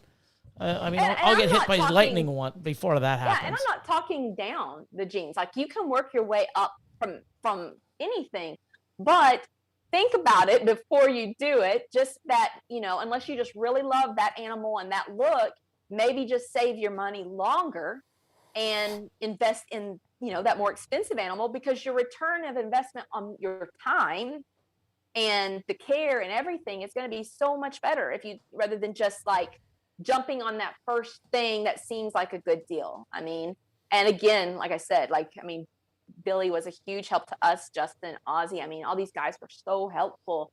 And, and then a lot of other breeders answering questions, to where that gives you a confidence in your program that you pick some good pieces and you can, go from there. So I think it's a good thing to make sure that, to remember, the reptile hobby has been incredibly encouraging and incredibly welcoming. I have been overwhelmed by how kind really the reptile community is. I know there's little spats here and there and all that, but across the board, like humans tend to create drama amongst themselves no matter what the hobby is. The reptile community is really a loving community. I don't even know if that's like the word I'm trying to find, but it's a very kind community. It's inviting, and I mean it basically, people want to sort of put people in the right direction or on the right path. I mean, I love that because it was never around before. Yes, and so many times, with these breeders, yeah, sure, man, I put some money down, with several breeders, and got incredible animals that were worth every penny. But I also got so much advice and tips and that security of knowing that I'm not wasting my time for 3 years, because if by some magic something was totally wrong, and the breeder had mislabeled an animal, I know that the breeders I bought from, if I said, man, this happened, they are going to be like, oh, whoa. I've got a breeder female, or I've got this, they're going to want to make it right because they weren't looking to cut me or, steal from me or, squeeze me for an extra dime or anything like that. The community cares. And so I think it's really cool to put that money back into the caring, community. No, 100%. Well, it's funny because you're talking about buying animals that, you can be guaranteed of the genetics and all that kind of stuff. And if you catch a deal and they tell you it's het this or het that, there's a good chance it's not. I'll tell you from personal experience, since we got back in, I've had one animal out of maybe 12 or maybe even like 15 het or possible hets that have actually proven. That didn't come from somebody I would like strongly. Sorry, bro. Trust. I mean, I needed the money. No, but like even snakes that came from like, oh, it's a friend who got it from this guy. Like, even if they come from somewhere that I would, trust the breeder, if they didn't produce them, every single one except for one Enchi het clown proved out for me, and that's it. Yeah, I mean, and that's just it's rough, and yeah, that part sucks for sure. Yeah, but it's those same people that take that fucking gamble and cheese out on buying proper genetic 100% hats or whatever. They're the first people to bitch. You put yourself in that position. You know what I mean? Yeah. And it's like, you wasted all that time and got nowhere, and you're the one bitching. Well, you bought the 66% het or 100% het from a guy who got it from another guy that couldn't tell you the fucking pairing. Wow, you know what? You saved money, but you wasted all that time, and you know what? You're nowhere now. Wow, man, spend the money and get somewhere. I'll tell you that. Yeah, and going back, like I've started noticing, for instance, on Morph Market, that some of the animals, you'll look it up and you'll look for a het, whatever gene you're looking for, het pied. And it'll say het pied, but either the breeder has purposely tagged it wrong or accidentally tagged it wrong. And once you read the full description of what the parents were, it's not actually 100% het pied. Mm-hmm. It's whatever percentage possible. But by just looking at the little tags, it looks like it's 100% het pied. So you buy the animal because, whoa, look, it's a good deal. This one's, $300, blah, blah, blah. And again, some of them I'm sure are accidentally tagged. But some of them, when you read it, it does look like the wording is specifically manipulative to make you think, oh, it's a great deal. I need to jump on it. And then the other thing is, this is a good one Billy taught me, was not every example of that gene is a good example of that gene. Mm-hmm. Just because it's a clown and it's a good deal on a clown doesn't mean it's a good clown. It's a good clown. I mean, there's variance. And again, you could find an amazing clown on Craigslist because a good one can pop up from anywhere. But the reality is you're more likely going to find it from the breeders that have been working for years, selecting for the best of the best of the best. Not all of them are created equal, and you can definitely see that. Like Enchi, that's one. I love Enchi, but oh my goodness, Enchi can be. I've seen incredible examples of Enchi, and like lame examples of Enchi. So that was a good one that you taught me. Was like, if you say, oh, I really want that gene in my program, don't just go look for like the cheapest one you can find because it's a good deal. I'm sure you can work with that, but just spend the extra couple $100 and, get the one that's going to get you in the long end. It's going to help your vision more. Yeah. On the flip side of that, though, too, the most expensive animal does not mean it's going to be the best example. I see a lot of people that just buy from big names and they're like, oh, this and that. Like, every person can end up with a bad expression of something. Like, Yeah. Oh yeah, I've been at shows with some of the big names, and they'll be like showing me. They're like, look, I just bought this, whatever from so and so's table, and they're like, it's like the cleanest, And these are the big guys that got excited because they found a beautiful example of that gene on a smaller breeder, not dissing them, but just a small breeder that has a small program, but they produce something really nice and clean. And that happens more often than you hear about. Oh, yeah. I mean, it happens a lot. I mean, and that's the thing. People think, oh, I'm not a big breeder. No one will buy from me. You know what? If you have nice stuff and you make the right stuff, it will sell. You're already being negative. And, I've done that for so many people. Nope. And there's another thing too, for when you buy that clean animal or that great example, people think that it's, wow, first of all, you get to look at it and enjoy it and go, my God, this is one of the nicest ones out there. But you also are going to make amazing animals with it. Yeah. But between the time you own it and the time you breed it, people don't realize the value of some of those animals. Put it on Instagram, put it on Facebook, put it on your website or whatever. And next thing you know, people are going to go, holy shit, did you see? That's the nicest thing I've ever seen. Wow, look at that example. Next thing you know, that animal now is marketing you. And wow, this guy has some of the cleanest stuff. People don't realize that you buy an animal, you're going to make your money down the road, but you get to enjoy that and brag about how nice it is, post it, and now it's free advertising, and people are like, dude, this guy has the nicest stock. This guy has this guy has that. And it's amazing what you can do.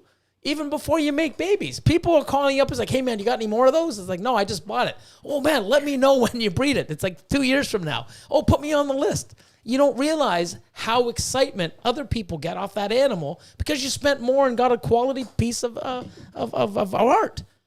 Yes, it absolutely is. The amount of times, sorry about that. Go ahead. Oh, no, you go ahead.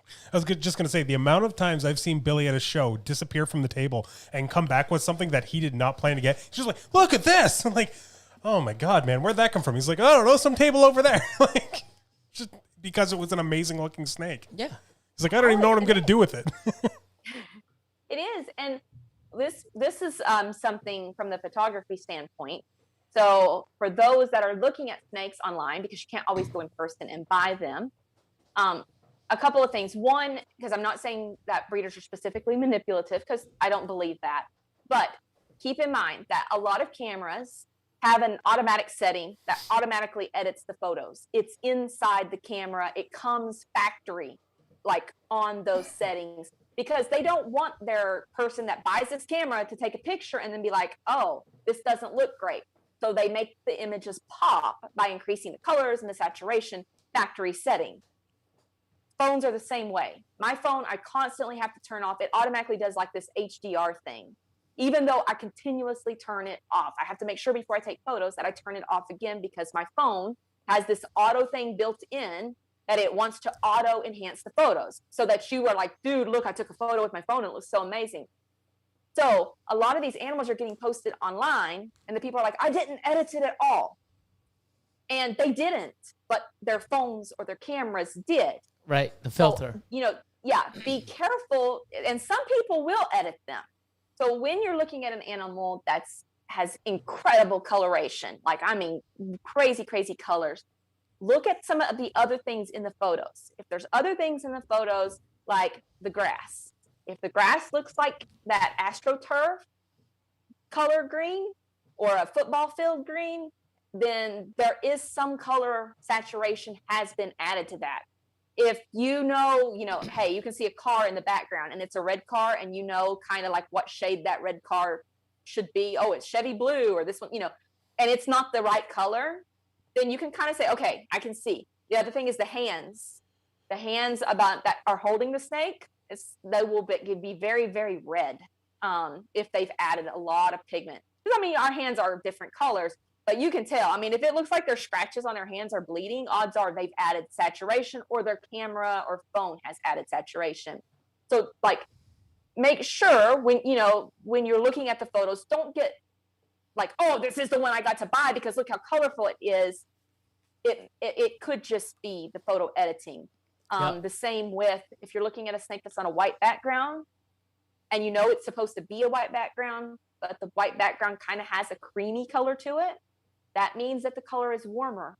So if that's a yellow or orange animal and you see that the white background is also a little bit creamy, means the white balance is off. That animal's not going to be quite as creamy and red, yellows and stuff as it is in that photo. Don't keep saying creamy so much. We got Chad in the chat might go crazy. So, okay. Okay. I'll use a different word. verb. Okay. It's just, those are some things. I mean, it's gotten to the point now, and a lot of times, let me just be honest, like the photos on Morph Market suck really bad. So your snake is usually going to come a lot prettier than it looks on Morph Market. But those are some things to look for if you're really wanting to get an idea before you're like, oh, well, I've got to buy this enhancer or this desert ghost because look how bright it is. If there's something else in the photo, just double check that the colors of those things are kind of true to life. Yeah, I hate the phone sometimes because I'm trying to get pictures of some of my snakes and I'm like, fuck, it looks better than the picture.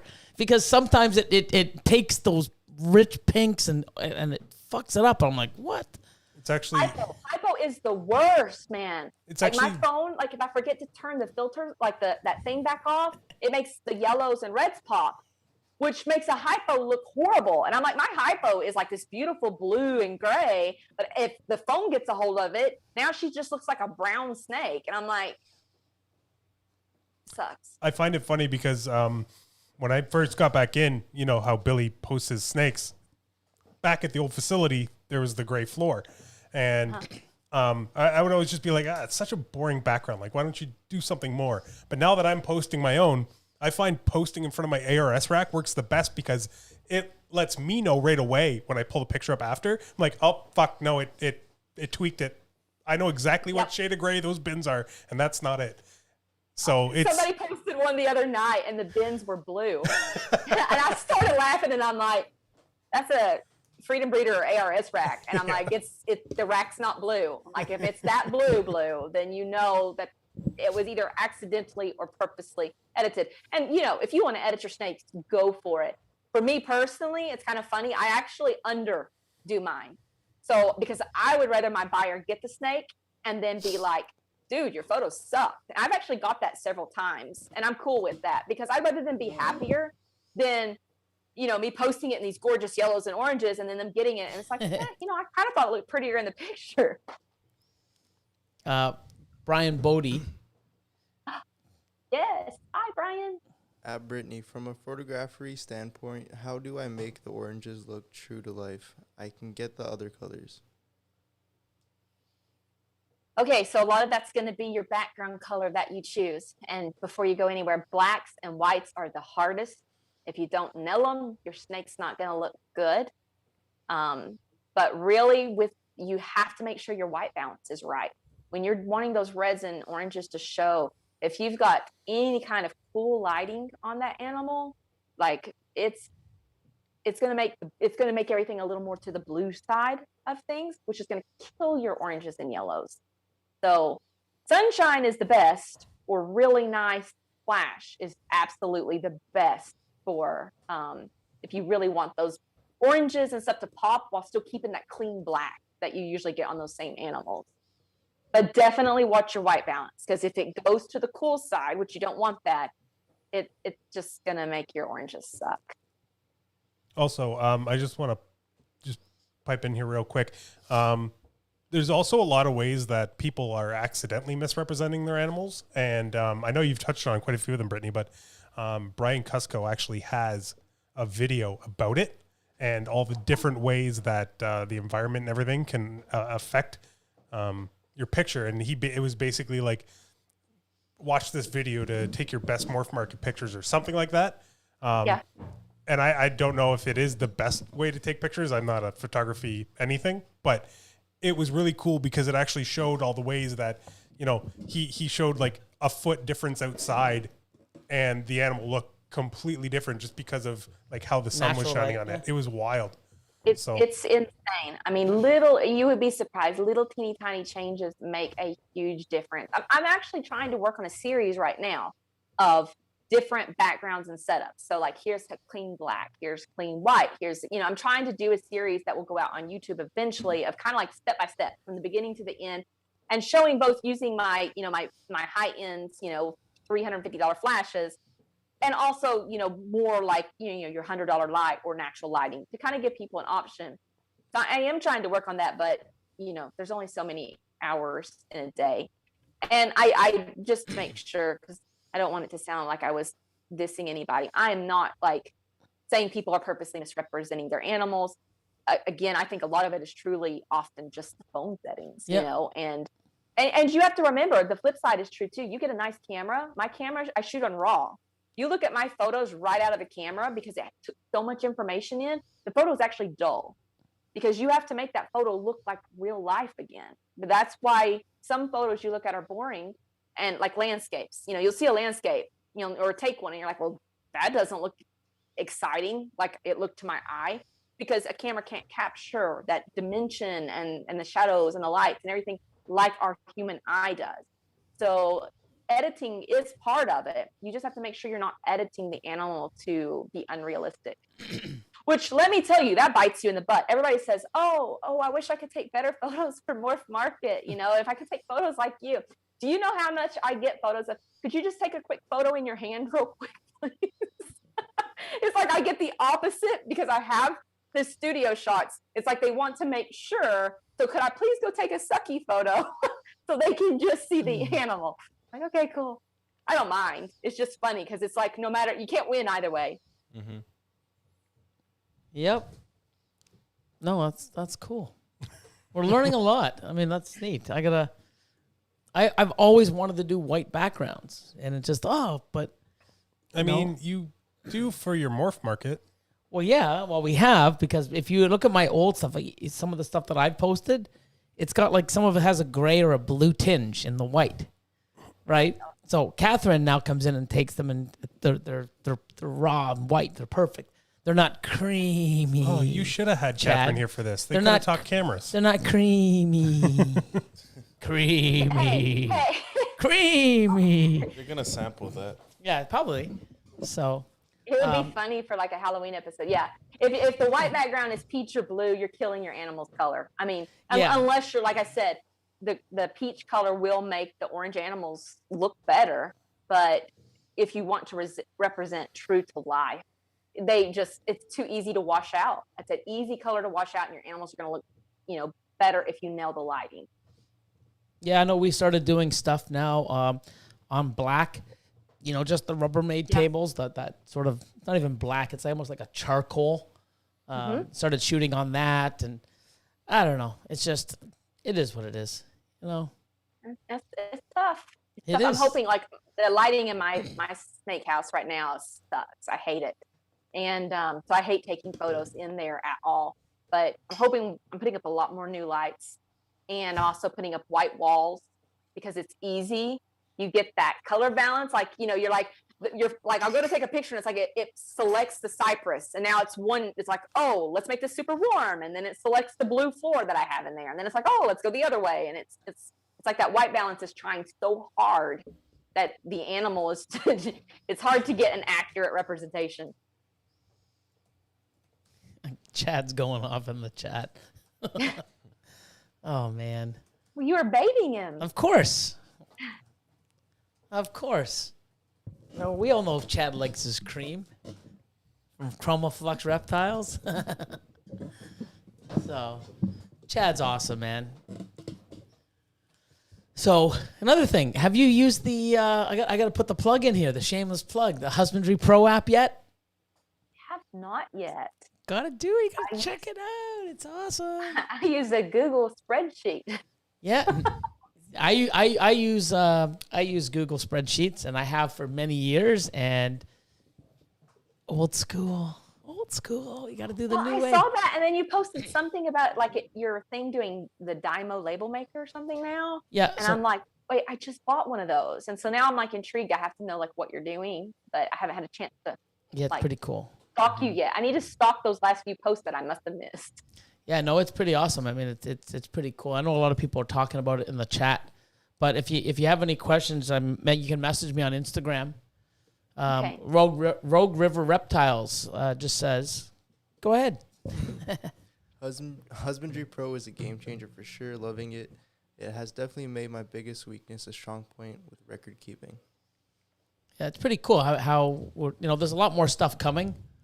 So I know we're working on Reptiscan. So if you have Reptiscan, we're going to find a way where, they're working on it now, where you can just take all your info and then download it directly into Husbandry Pro instead of doing the old school. Like we've only got 1,200 animals in, and they're not even fully in. They're just the names, the IDs, the sexes, and the year, not the sires. But from now on, moving forward, everything's automatically documented, and I'm probably going to go back a year or two just to put in some of the old data, and everything else will be left. It's awesome. And it sounds amazing. I mean, we had looked at, I guess it was November. We had talked about it. I'm like, we're getting to kind of a point where I need a little bit easier way of record keeping than we were. Just like we had a notebook with a page for each snake kind of thing. And I'm like, I need something a little that I can work with a little bit more. And we looked at the different ones, and we just didn't feel like any of them were quite the fit that we were looking for with the features that we wanted. So, especially with you, with multiple animals. I mean, everything's separated, and what's good about it is it's fully customizable. So I don't have anything that brumates, so I don't have to see anything about brumation. If you can fully change the color. But what's cool about it is, and a lot of people, I'm finding out more and more how powerful it is. But just when you're entering animals in, you don't really see the power of the app because you're not using it. You're just data entry. But now we can actually do it. And people ask us all the time, especially with Da Vinci Boa, the Da Vinci Boa supplement. How many times have you used it before your female started eating? And we've been using it since September. But then some of the animals after 3 or 4 weeks, started eating, so we're not dosing them anymore. But I don't even know. Austin's like, I think a couple weeks. I don't know. So now we actually went in and opened up a new activity called Da Vinci. And every time, like Austin yesterday and today, every time just walks up with his phone, scans the animal, hits activity, post activity, Da Vinci. Now it's recorded. So now every time he does that, I'm going to know how long, how many times, when she's eaten, and actually track the results. So that'll be cool. Yeah, that's where I'm kind of have a little bit harder time right now. Well, like you said, I have hognose, which brumate. Then I have the boas and I have the ball pythons. And the biggest thing for me at the moment is with the ball pythons, I track when they don't eat. Because, right. I just want to know, I want to see if they miss a meal, I want to make sure it's not too long or, that kind of thing. I like to know that information. Plus it's helpful if you're thinking the female might be building follicles, so I track a missed meal on my ball pythons. But on my boas, because boas are not on the same feeding schedule, you don't want to feed them as much because you don't want them to get pinheads and the big bodies. Right. So they're not on the same feeding schedule. So with my boas, and they're crazy eaters. Boas just don't miss garbage, trash cans. Yeah. Yeah. So with them, I track when they last ate. That way I can make sure, because I'm forgetful. I've got a lot going on. So with the boas, I have to track when the last meal was to make sure I wait, a good amount, the proper amount of time before giving the next meal. Whereas ball pythons, I'm just wanting to track to make sure, the same time last year, she skipped a few meals and then she ovulated. That's the information I need on that one. So, you know what's good about this app? What? It'll tell you what you need to feed and when you need to feed it. It'll give you a reminder.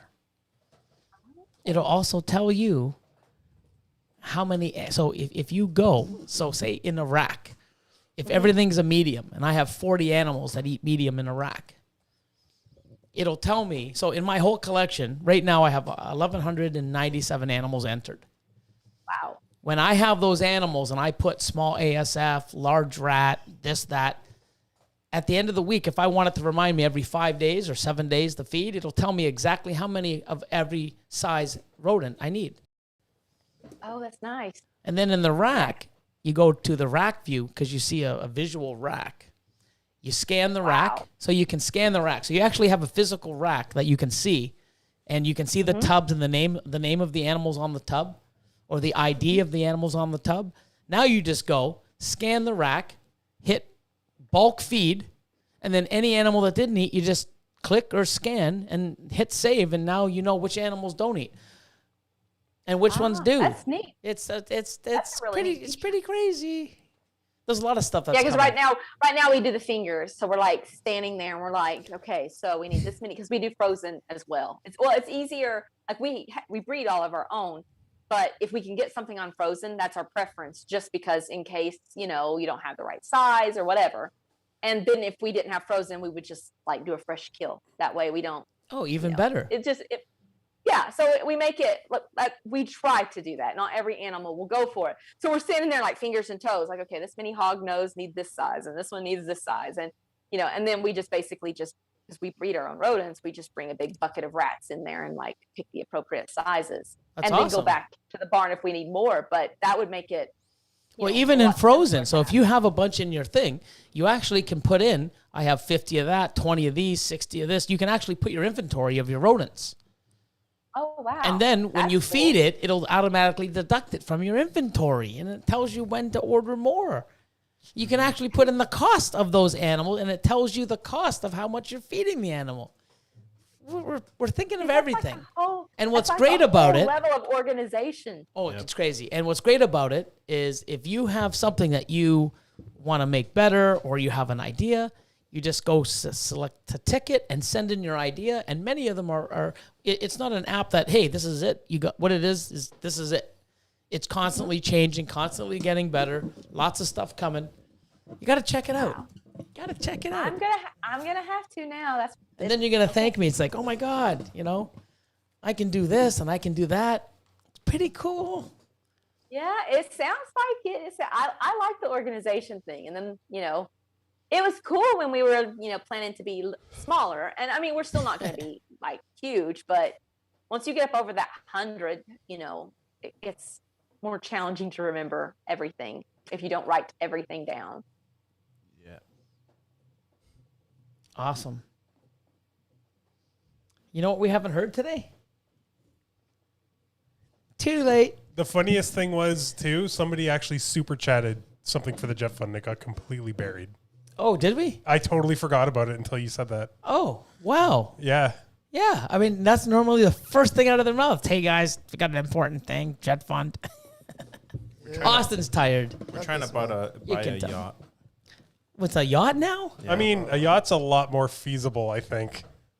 We got one where we can land the jet on top of. Jesus. Anyways. I don't think that's a yacht anymore. It is. Yeah, that's crazy. Super yacht. A super yacht. Or mega yacht, whatever they're called. Well, no, I'm glad that we had you on. I mean, it's awesome. We learned a lot. I'm gonna have to. You really need to do that series, because I mean, one thing that people should do is have good quality photos and stuff like that. But if you actually have some sort of a course like that where people can go and learn from it, I think that'd be amazing. I'm excited. Like I've really put some time in it. I have also, because everybody's like wants to know about the light box. A light box. And so many times those things let you down. Like it kills your light. I mean, they can work. I'm not saying they don't sometimes, but a lot of times the lights are just not powerful to shoot through the light box. So you're just taking even more light away, and you end up with this soft looking. And they're like, well, I want that sharp look, and it's like, you're not going to get that with that setup. So I'm actually, did like a redneck, if you want to DIY something quick and cheap, I got the stuff from the dollar store, so I can kind of show a quick, cheap way to just take some clean photos. So I have a, like a pretty cool plan, and I bought the software so I can record my screen and show and edit to kind of show what I'm talking about making the animal pop without making it not realistic, so I'm excited about it. I just have to find the time to actually shoot it. take the videos. I need an assistant. Can I have Austin? No way.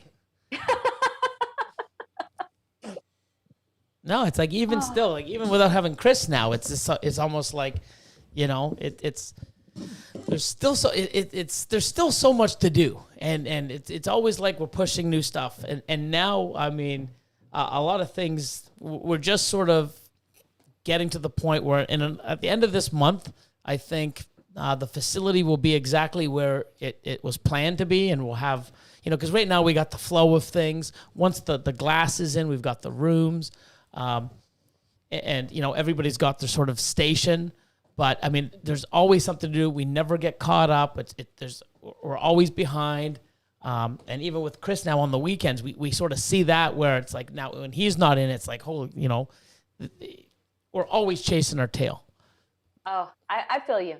Johnny gets, if all goes as planned, Johnny gets to retire in a year and a half. And that's going to be really great. And that's also, I'm excited. That's why we did decide to go ahead and expand a little bit more, was because everything I keep now, it's going to take 2 years before it's even possibly going to breed. So I don't have to worry about having all those hatchlings out, you know, by myself that I have to feed, which would be a full-time job for me by myself. You know, to keep the bins clean and everything else, as well as breed the rodents and homeschool the kids and all that stuff.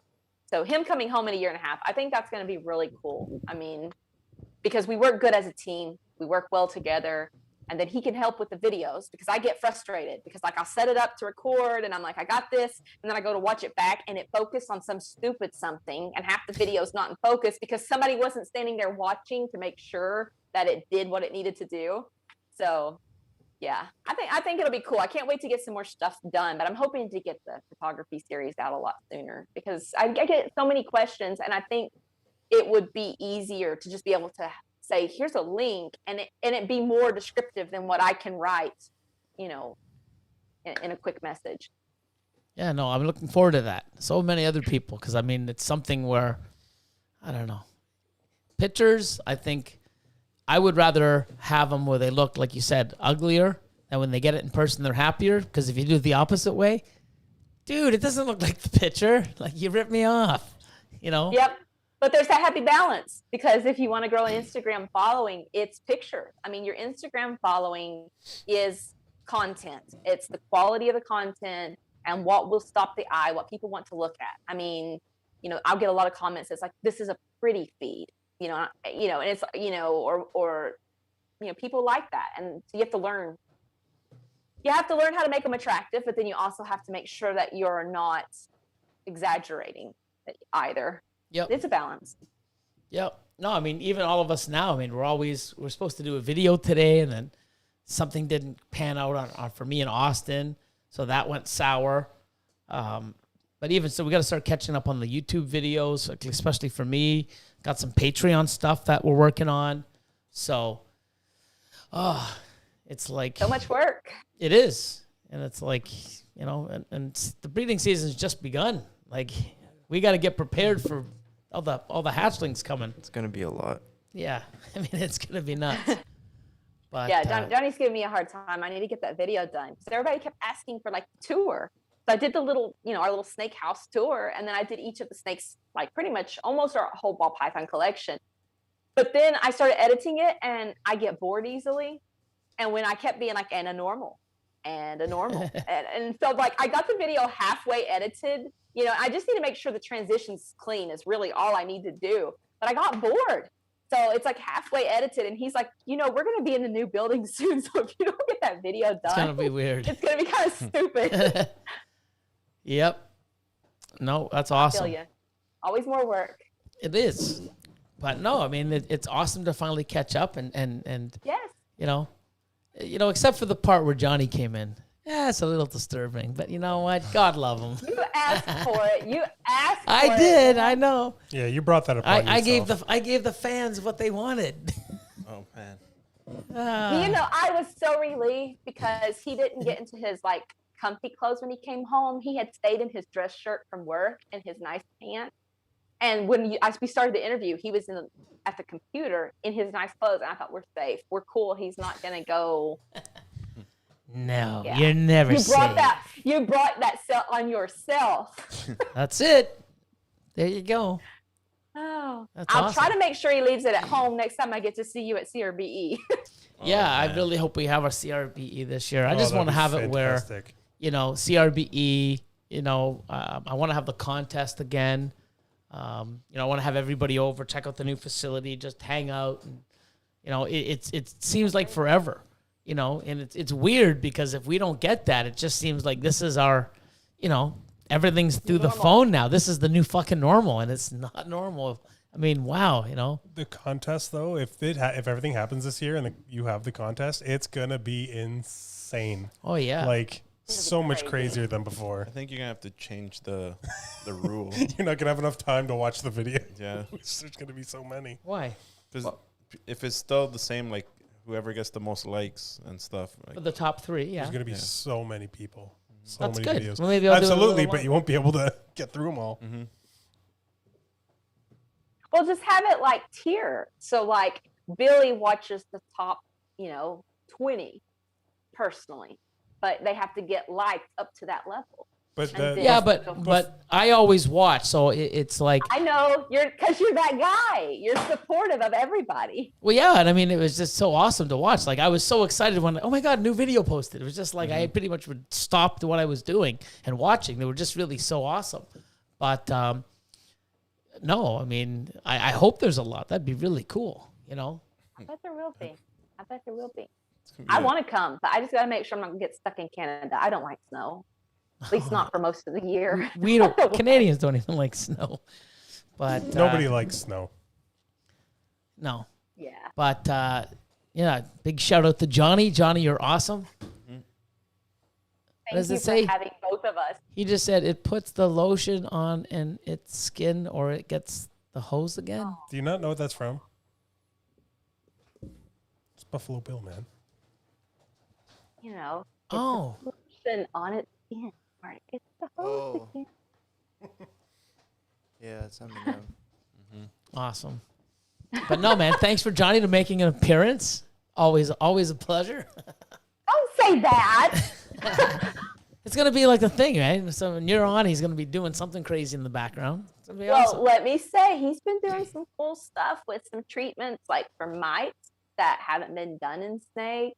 And he's been doing some really cool stuff on the vet side. So Cool. sometime you might want to hit him up sometime for his information from the more medical standpoint. Well, that's the thing. I mean, you should actually start doing like that. That'd be something really cool that you guys could do for YouTube.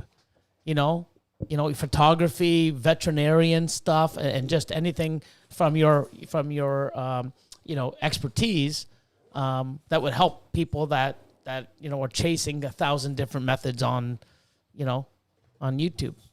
So much information. It is, some of it's good, some of it's bad. And the thing is a lot of people don't know which one's which. So, Yeah. hi, I'm a certified veterinarian, and this is what I recommend. Cool. That's something you should follow. Hi, You'd be surprised how many people will argue with that, though. oh yeah, I don't care. You're right.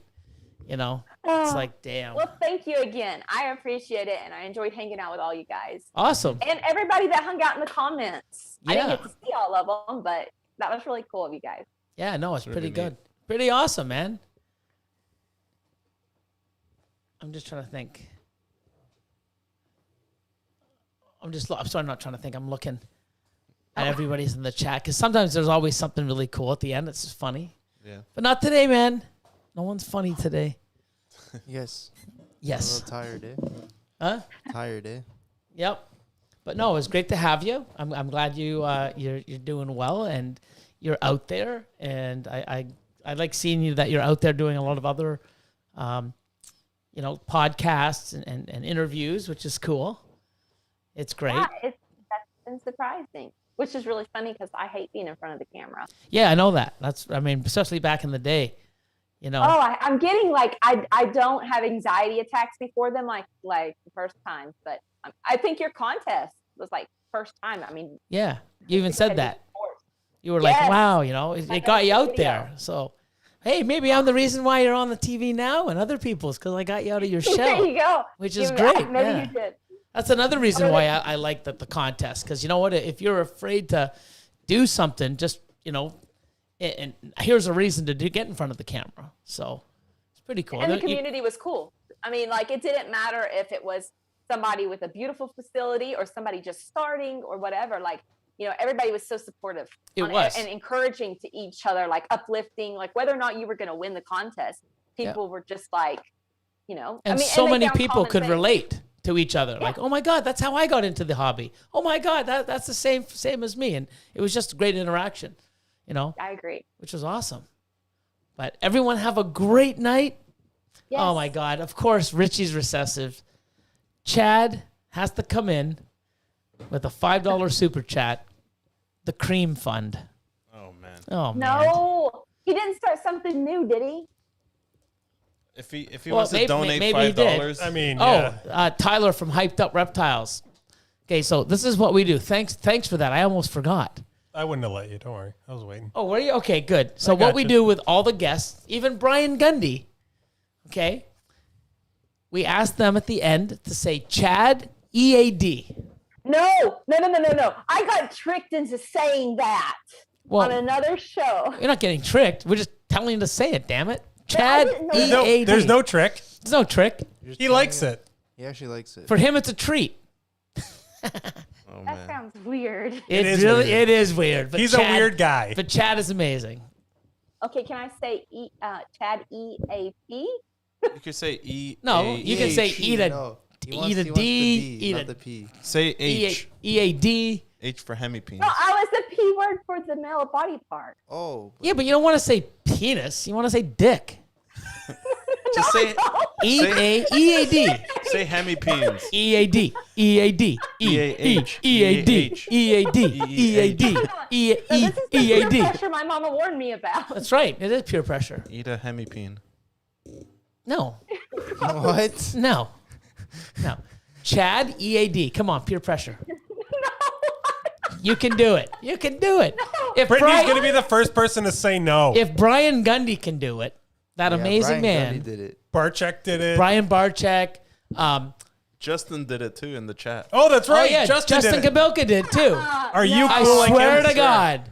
I would not lie. He did. No. Yep, he did. I don't think he knew what it meant, but he did.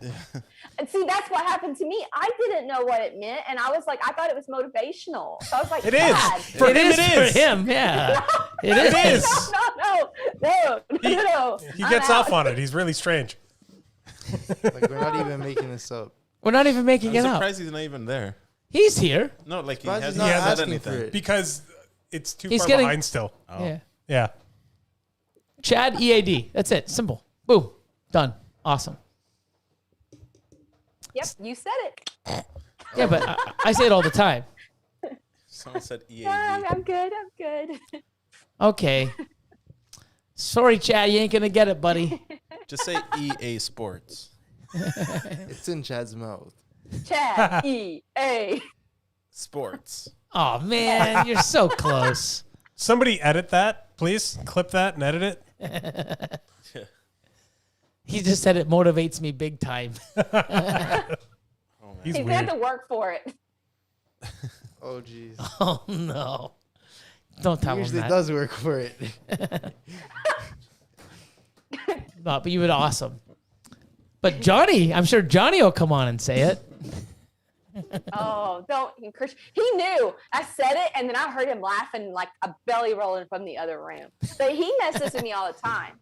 We wanted a snake, and we were like making sure financially we were going to have, just like, okay, do we want to drop that on the snake? And so we were talking about, did we want to take it out of the savings or blah, blah, blah.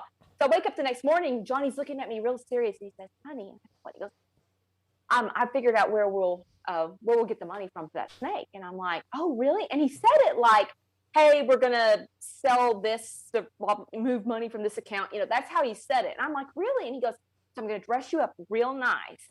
And that street downtown, I'm just going to sit you there.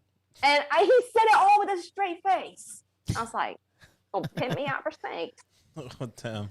It's okay. Chris knows that feeling. Hey? One day, Nick. Oh, my God. I don't know how was it. So Nick is so just quiet. Reserved. Just reserved.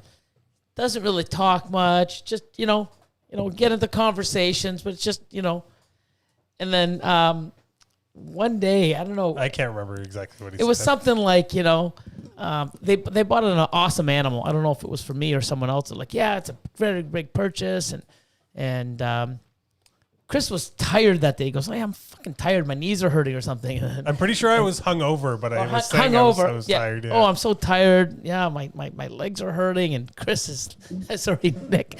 Nick goes, well, Chris, you know why, right? Because, he's prostituting himself so we can afford these snakes. And it was so funny because you would not have expected it from Nick. Nick has the best timing for like the best digs. There's like 2 or 3 that he did that like I'm literally on the floor. Yeah. Like it was. I'm pretty sure Billy wasn't even near us and he came like running over like, dying. What the hell? Yeah, it was Well, hilarious. He's wearing the drill dough shirt. So. Sure am. Andrew from Redwood Reptiles said, I'll edit that all day. Perfect. Good, perfect. Oh, no. Yeah, we got you. We got you. Make it real bad then.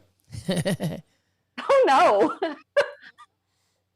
But no, it was great having you, both of you. And keep doing what you're doing. It's awesome. And yeah, you really got to get, I'm glad, I can't wait to see the building. I love when people keep moving forward. And, it'll be a whole new thing because you're so used to this. What you've been doing now, and then you keep growing, and it's like, oh, I wish I had more room. Where are we going to put this?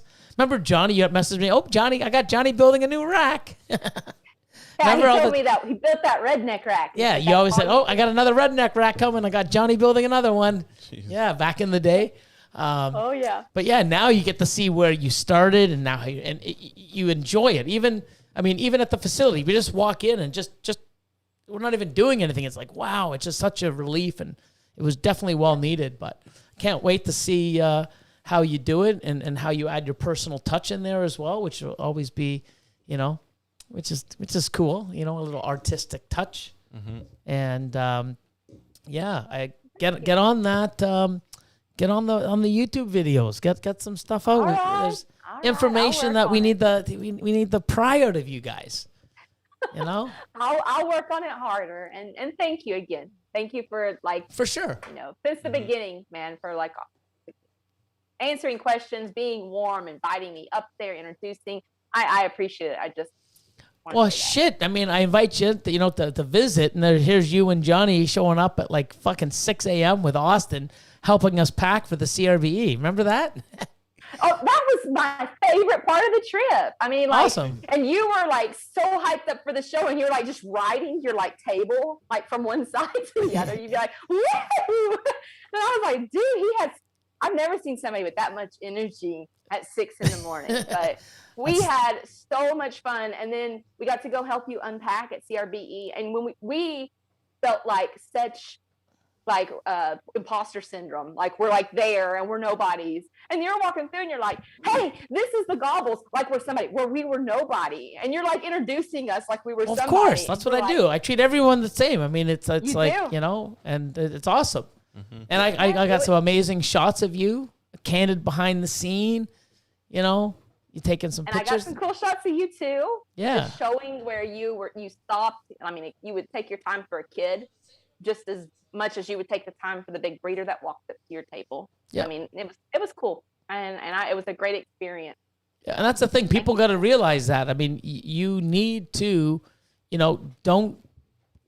I do this because I love it. I do, and I like making money because it gets me to buy more and to get bigger, which is what I want to do.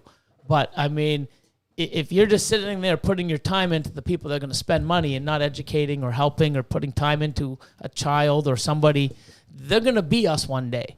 And if you don't give them the time or they, don't feel invited, or even the women in the industry, there's so many of you guys now, and it's awesome. I mean, if you just got treated like crap and pushed away, so many amazing people that are out there right now wouldn't be there because, you got to invite people in and be nice to people. And it's not just, oh, this one's spending money, I got to put time into them, and they don't spend money. Fuck them. You know what? You don't know who has money or if they have money now or if they get money tomorrow or next month, but you treat them like shit, That money's not going to come to you. And you know what? They might not even want to be in this hobby because you treated them like shit. You know, and that's not the community that I think we're all like hoping to build. 100%, and it's getting that way. I mean, I've seen it 20 years ago when you wouldn't even want to being a woman, being a kid, being, you know, even myself. We were treated like shit, you know, and man, it's come a long way, and we got a lot more work to do, but it's definitely an amazing, and seeing it where it was and where it's going, I'm glad to be a part of it. So. But yeah, man, you guys have always been awesome, and you don't stay in touch as much, you know. But you know, it's. I just don't want to bother you, but now that you've given me the green light, of course, yeah. I mean, like, you know, I know now that you want me to send you lame jokes every day. I know it. When the fuck did I say that? No, hold on. You should see some of the stuff he sends us, so please do. Hey. No, that's what he said. Wasn't that what he said? No. I said you can, you know, reach out. I didn't say every day. I didn't say no. Oh my god. No. Give me now. Come on now. But no, you and Johnny have an amazing night. Everybody in the chat for showing up. You guys are awesome like always. Thanks for the love and support. Yep. And yeah, keep doing what you're doing. And yeah, like I said, stay in touch, just not every day. Have a wonderful night, everybody. We're out. And check out the Aftercast on the Aftercast. YouTube. The Reptile Ward on YouTube. Good night, everyone. All right. See you guys. My channel. My channel. My content.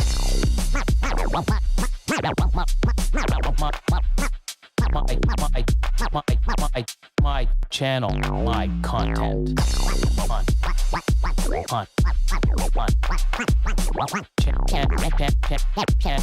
My channel, my content.